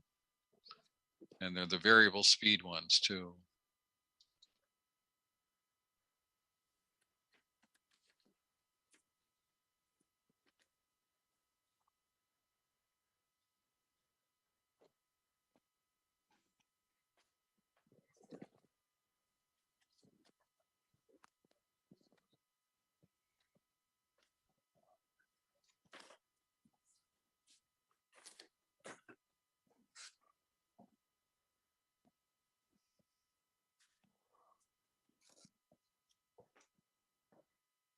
It was just published yesterday too.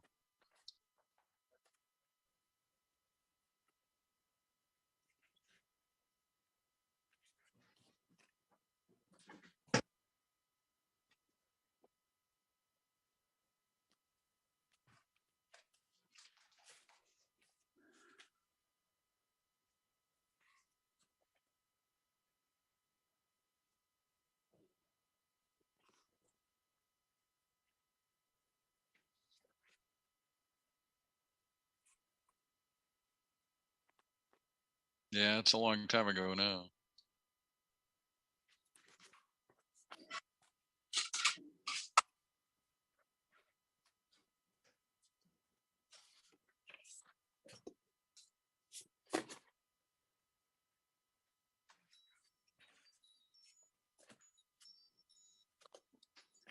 Hey, Steve, on the new iPads, so we can start ordering on Friday then?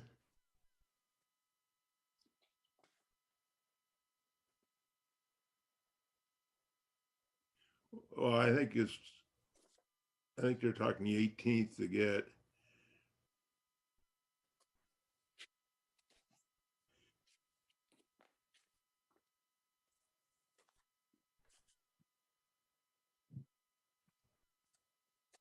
Huh.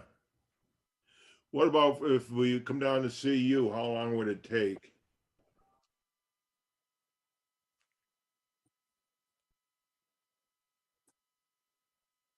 Oh, okay.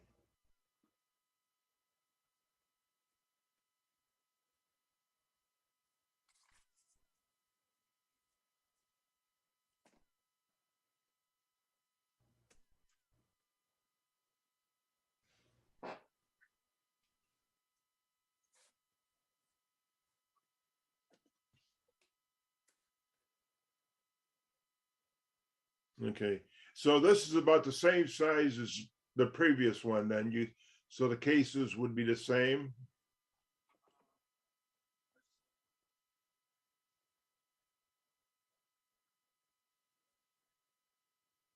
Okay. The other question I have, you're talking about the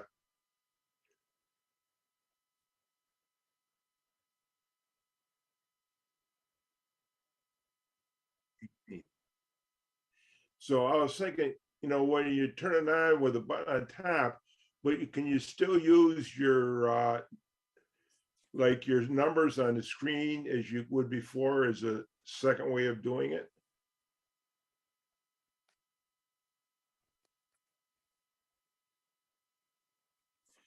Yeah, so that way, if somebody else wanted to use it, they'd have to use the touch code.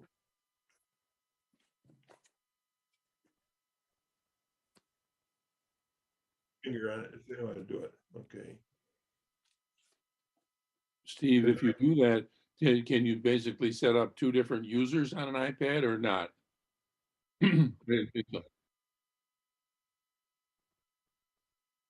Right.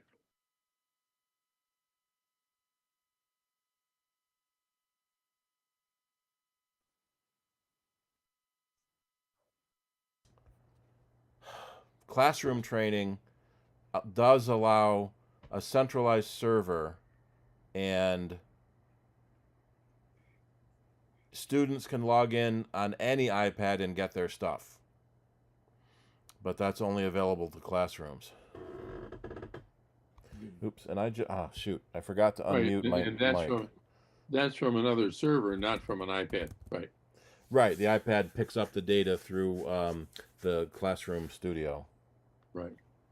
because I got one of the Air 2, so I'm a few generations old right now. Because it uses the system 12 point something. I have a couple of iPad Air 2s that are now on iOS 15. Well, mine stopped at 12 point something. They didn't go beyond that. Really? Depends on excuse me, what model it is. Let me check my spec sheet on iPad Air.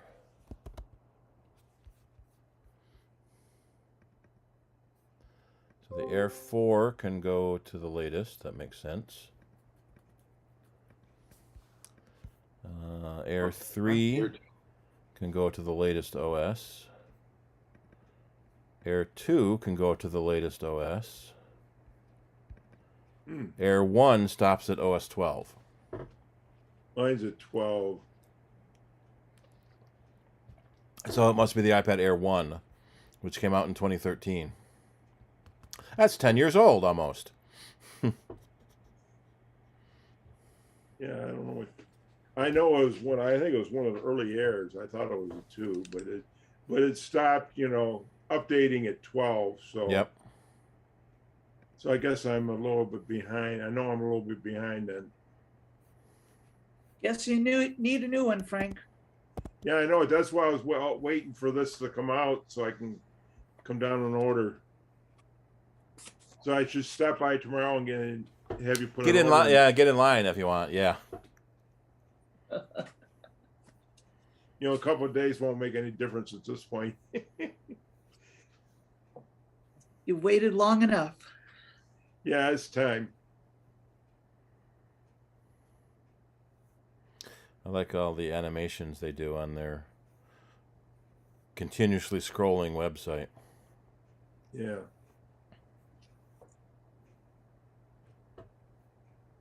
Oh, Derek Curry's in the YouTube video. Hey, Derek. I didn't recognize the name on there. I forgot to unmute my mic, so I wasn't feeding the audio into YouTube. You're not monitoring YouTube, Charlie? I have the video up, but I didn't have the audio up. Yeah, I only monitored it a couple of times during this meeting, and at the time there was audio, but obviously I'm not cogent or whatever enough here to realize when you're changing modes of operation. That's what I should learn. That's when I should learn to check. Yeah, I have to switch it when I do screen sharing because the Zoom screen share doesn't make it into YouTube. So I have to bring up a separate window for YouTube. So that's interesting. Now on the iPad Air, they're comparing the different models. So iPad Pro starts at $799. So for $200 more, you get the iPad Pro versus the Air. So let's go to iPad and compare. So let's do the iPad Pro 11-inch versus the iPad Air 10.9-inch. So you get 0.1 inches. Oh, the Pro still has ProMotion on it, so the screen refreshes faster. So it's a better looking screen. More storage options on the Pro. Better cameras on the Pro. Thunderbolt on the Pro, where it's only USB on the Air. That's all the same. Let's see, weight is the same, height is the same, depth, a little bit deeper. So the $200, you are getting more stuff. So you're getting a better quality display, brighter display with ProMotion. So that might be a good $200 to spend for higher end artists and 3D modelers, things like that.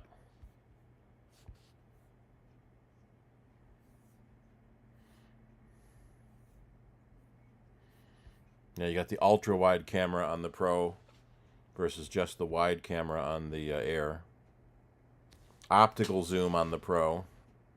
True tone. Flash. Yeah, there's a flash on the Pro camera and there isn't on the Air. That was a little surprising when we figured that out. So there are still some advantages to the Pro for $200 more.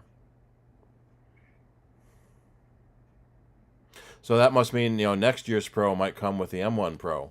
So it will be the iPad Pro Pro.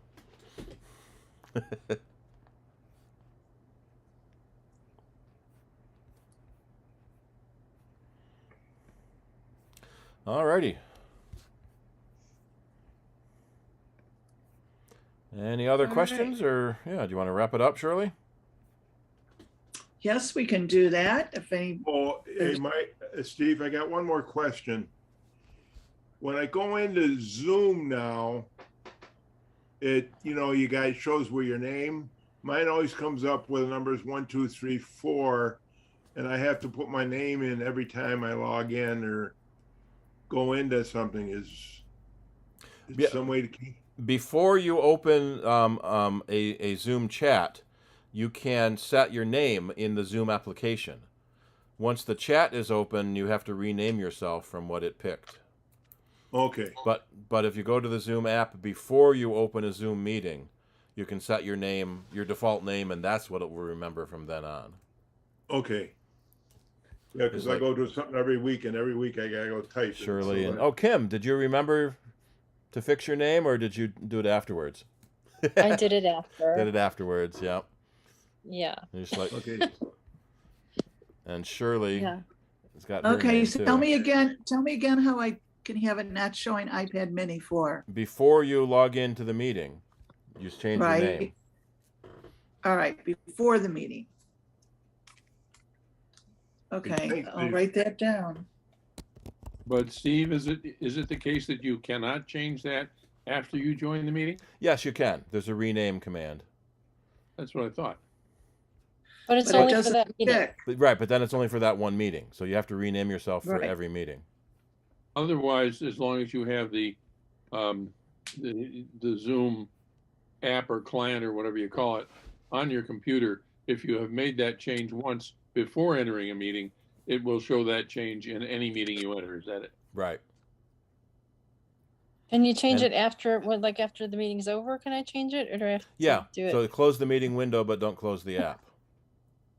Maybe I'll remember. Probably not. And then I, as the meeting host, can do all sorts of things to people's names. So what time do you open tomorrow? 10 o'clock. Okay. Frank, you can do your order with them online, can't you? Well, I like to show up and look around too. I don't know if we have. I know Jackie said she added the new stuff to our database. I don't know if it's made it online yet. Okay. It's a nice drive out there. Yeah, I'm almost there anyway, so I'm not that far away. Maybe we'll have sunshine tomorrow. Who knows? That's right. It'll be All right, 80 any other- degrees. Yeah. Before the snow. Any other questions out there that we can officially end the meeting, and then we can still chat afterwards if you want? How much would If you spend not- on an iPhone XR? Let's see what they're going for at Gazelle. Like, what do you think it's worth?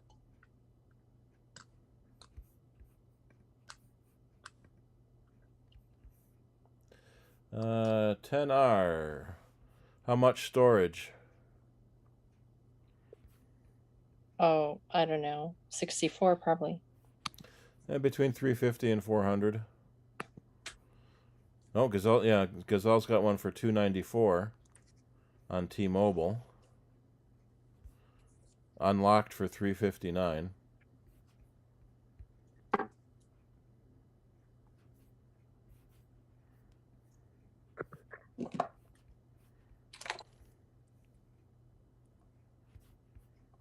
Okay, I'm going to officially end the meeting. It is now 9:55. Is that what it says? Is that right, Charlie?